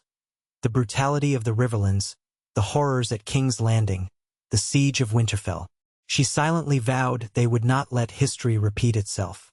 They spent the following days in relentless meetings with Bran's advisors, scribes, and city officials. Davos accompanied them, smoothing over tensions and helping them navigate the labyrinth of administration in King's Landing. Arya found herself wrestling with ledgers and documents more than swords, an irony that wasn't lost on her. Gendry's brow often furrowed as he immersed himself in the crown's finances, tracing how the new roads and reconstruction costs were allocated. The city was indeed rebuilding, with new aqueducts and improved sanitation that reduced disease outbreaks. But all of it required coin that had to come from somewhere. During rare breaks, Arya took to the city streets in disguise, something she still knew how to do well. Clad in worn clothes, a hood pulled over her hair, she wandered through Flea Bottom's narrow alleys, listening to the gossip of the common folk. She heard gripes about high prices, curses against lords and taxes, some vague praise for improvements that meant cleaner water. Many folks simply tried to survive day to day. Whenever she passed by the Street of Steel, she recalled Gendry's old forge. It was run by someone else now, an older blacksmith who hammered away at new gates. The clang of metal stirred memories of a youth lost to war. One evening, upon returning from such a walk, she found Gendry hunched over a table covered in maps of the Crownlands, a candle guttering low by his elbow. "You were gone long," he said without looking up, quill scratching on parchment. "Had to clear my head," she replied. "See the city for myself." He looked up then, eyes tired but alert. "And?" She shrugged out of her cloak. "People are anxious. Some resent the taxes. Others appreciate the improvements. It's a mixed bag, as always. But I don't think the common folk want war." Gendry massaged his temple. "Good. That's one less worry. The real threat is the lords who want power without responsibility. We have to keep them in line." She moved closer, resting a hand on his shoulder. "You look worn out." He smiled ruefully. "I'm forging alliances instead of steel. It's exhausting in its own way." Leaning down, she kissed the top of his head, breathing in the scent of parchment and ink. "Let's finish up and rest. There'll be more to do tomorrow." Together, they snuffed the candle and retired to the bedchamber. Outside, the city hummed with nighttime life, drunken laughter, distant music, the clatter of hooves. Within the Red Keep's walls, they tried to find a measure of calm amid the swirl of politics and duty. In the weeks that followed, they traveled the Crownlands in short circuits, escorted by a moderate contingent of guards. Their arrival in each lord's domain was met with varying degrees of welcome or grudging acceptance. They presented the crown's terms clearly. The levy would remain at a slightly reduced rate for 2 years, after which it would be reassessed. In return, the crown would continue to invest in local roads, ensuring that each domain could benefit from increased trade. Any signs of resistance were met with a firm reminder of what befell Hollard.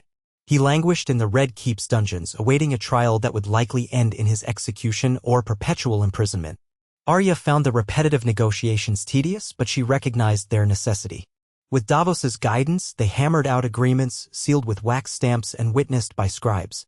Gendry's patience was tested by the endless haggling, but his reputation as Robert's son, one who had fought in the Great War, carried weight. Most lords relented when faced with the possibility of a full-scale confrontation they knew they'd lose. Gradually, the region calmed. Villages that had feared a war relaxed. Trade caravans passed along the roads unmolested.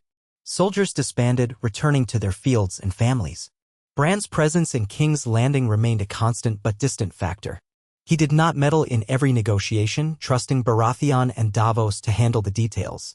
Occasionally, Arya sensed his gaze upon her, as if he were quietly observing from afar. She wondered what he saw when he looked into his strange visions. Did he see the shape of the future, or only glimpses of possibility? When autumn deepened, the Crownlands took on hues of gold and russet. The days shortened and the nights carried a chill.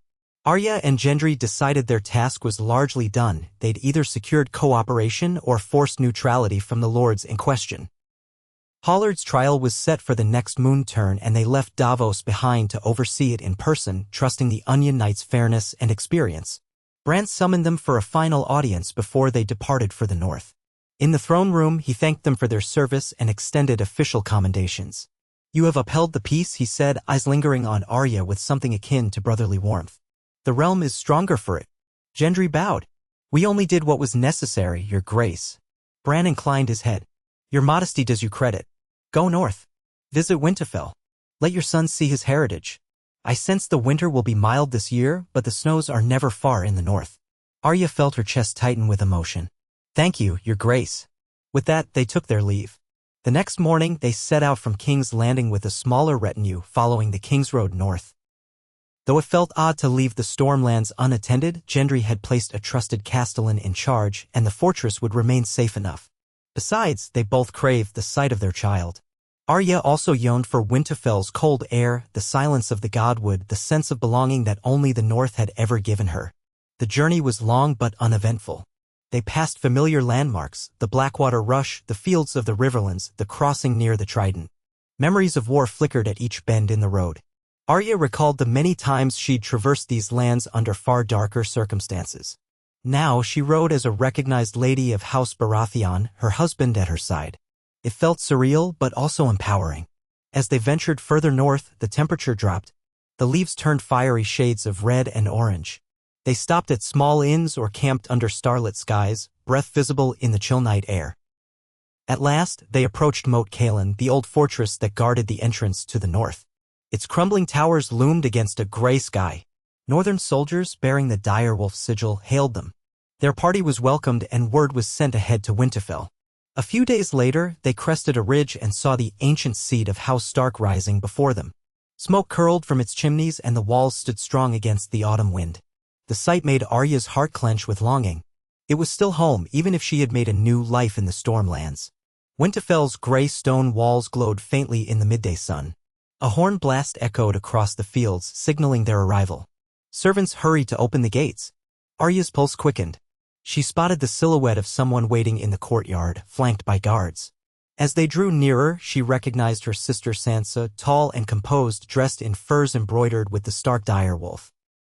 Beside her stood Rebar, face lit with excitement, shifting from foot to foot. Arya felt a rush of emotion as she dismounted. The moment her feet touched the cobblestones, Rebar broke into a run, calling, "Mother! Father!" She dropped to one knee, arms open, and he barreled into her embrace. She clutched him tight, breathing in his scent, tears pricking her eyes. Gendry knelt beside them, ruffling the boy's hair. "You've grown," he said, voice thick with affection. Rebar beamed, chest puffed out.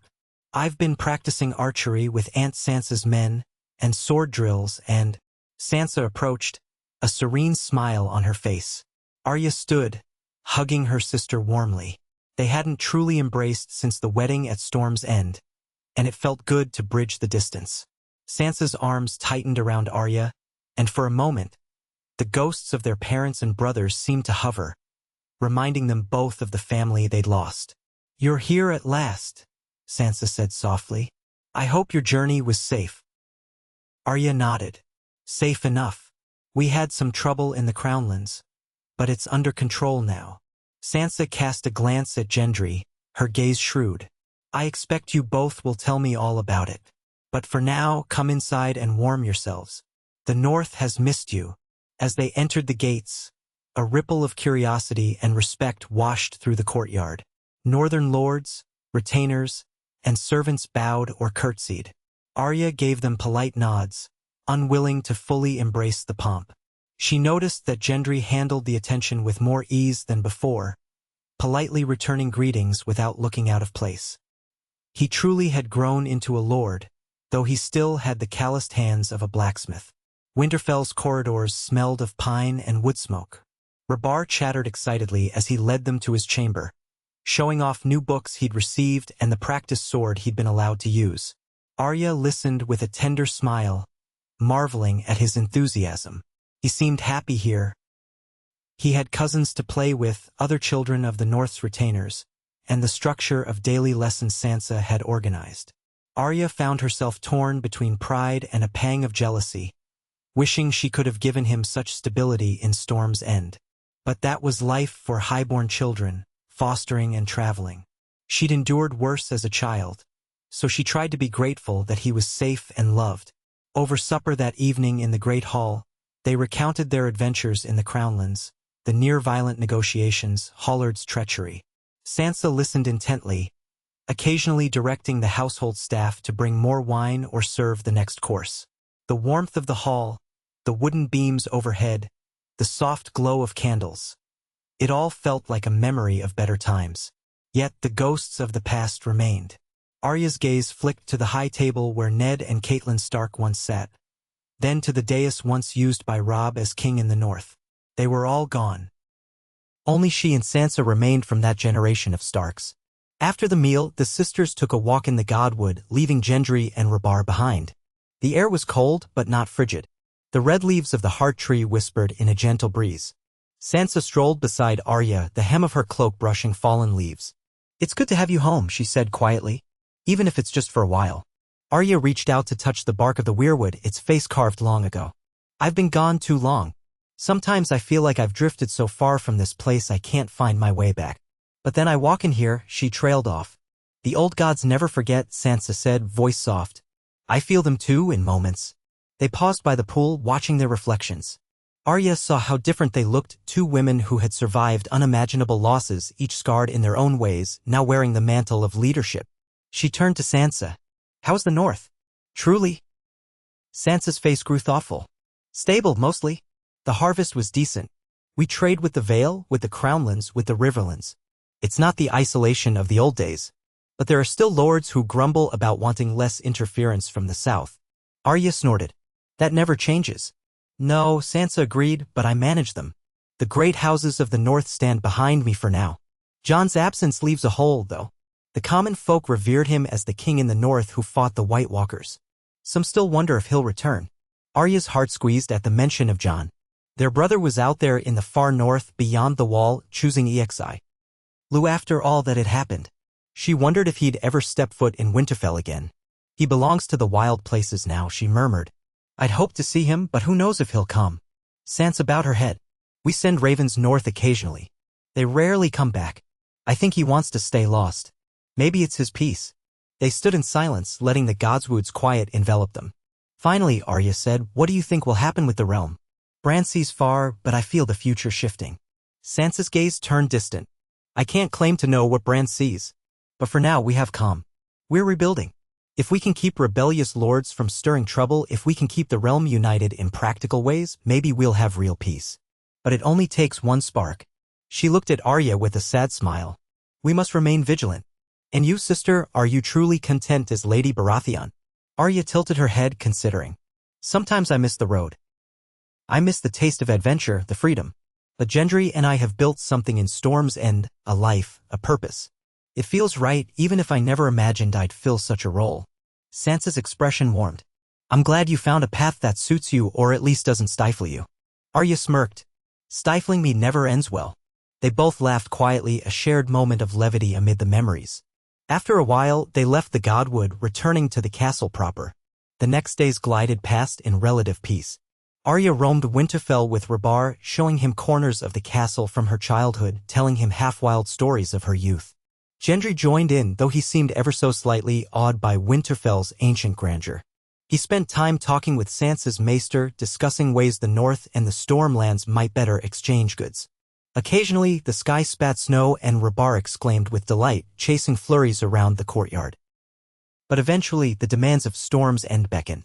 Letters arrived detailing matters that required Gendry's oversight, land disputes in the Stormlands, new ships at the harbor, forging contracts that needed his seal. Arya felt a tug in her chest. She was loath to leave Winterfell so soon, but she knew their duty lay to the south. As they prepared to depart, Sansa pressed a letter into Arya's hand. For the next time you have trouble in the Crownlands, she said. A letter of support from the north. It might carry weight with stubborn lords. Arya accepted it gratefully. Thank you, sister. They embraced tightly, promising to see each other again soon. Then, with Rabar between them on horseback, Arya and Gendry led their retinue south from Winterfell's gates. The boy talked about the friends he'd made, already missing them, but he also confessed he was happy to be traveling with his parents again. Arya shared his sentiment, feeling the warmth of having her family around her. Their route back to Storm's End would take them along the King's Road once more, perhaps with a brief stop in King's Landing to deliver updated reports to Bran and Davos. Arya wondered if Hollard's trial had concluded, if the realm had accepted the new levies without further rebellion. Likely, there would always be more intricacies to manage. She cast a glance at Gendry, seeing the weight of leadership settled across his broad shoulders, but also the flicker of pride in his eyes for what they'd achieved. The journey southward stretched into weeks, giving Arya time to reflect on how far they had come. She had been an urchin with a sword, a child fleeing from the horrors of King's Landing. He had been a bastard blacksmith who knew nothing of his royal blood. They had forged an unlikely path, bound by shared trials and a spark of trust that grew into love. Now they held the reins of a major house, shaping a new future for the realm. The weight of it might have crushed them had they not stood side by side.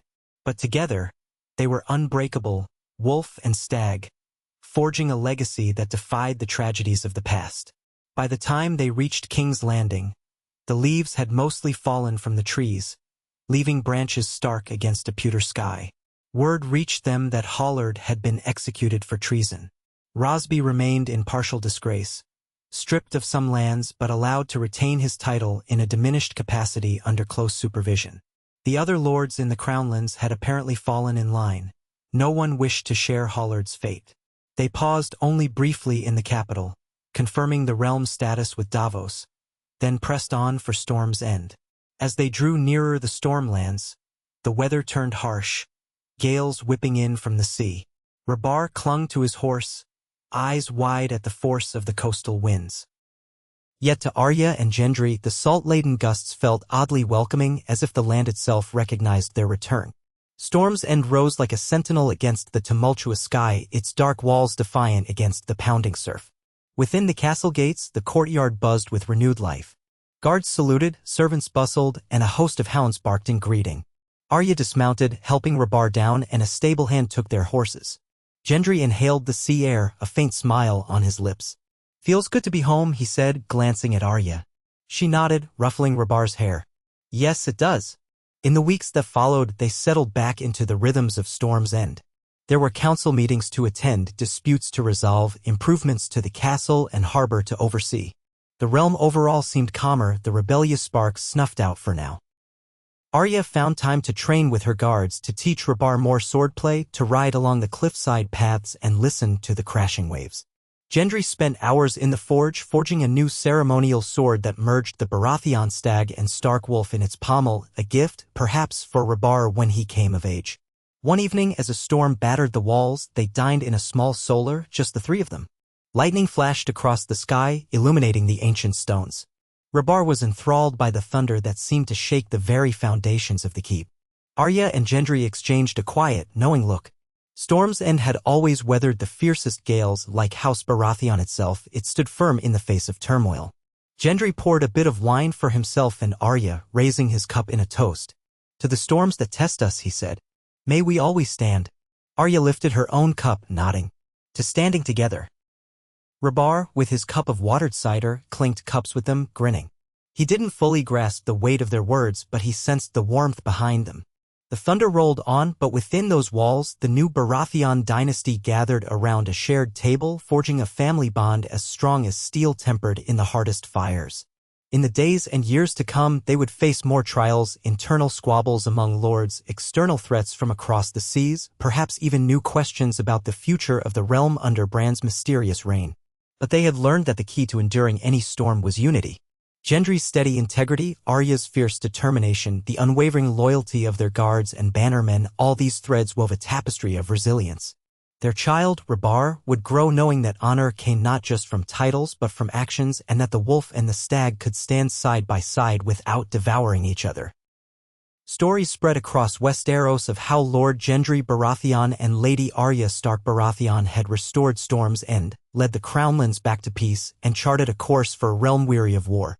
Minstrels sang ballads of the bastard blacksmith and the wolf girl, forging an unlikely alliance that reshaped the future. Some lords whispered that their union might one day produce a king of the 7 kingdoms, or 6, as it were. But neither Gendry nor Arya reached for that lofty crown. They had found their place in the storm-lashed halls of Storm's End, guiding their people, raising their son, and building a legacy that would outlast the darkest nights. And so, as the storms came and went, and the waves crashed unceasingly against the cliffs, House Baratheon was reborn under their rule, a dynasty tempered by steel and shaped by the loyalty of a wolf and a stag, standing unbowed against whatever tempests the future might bring.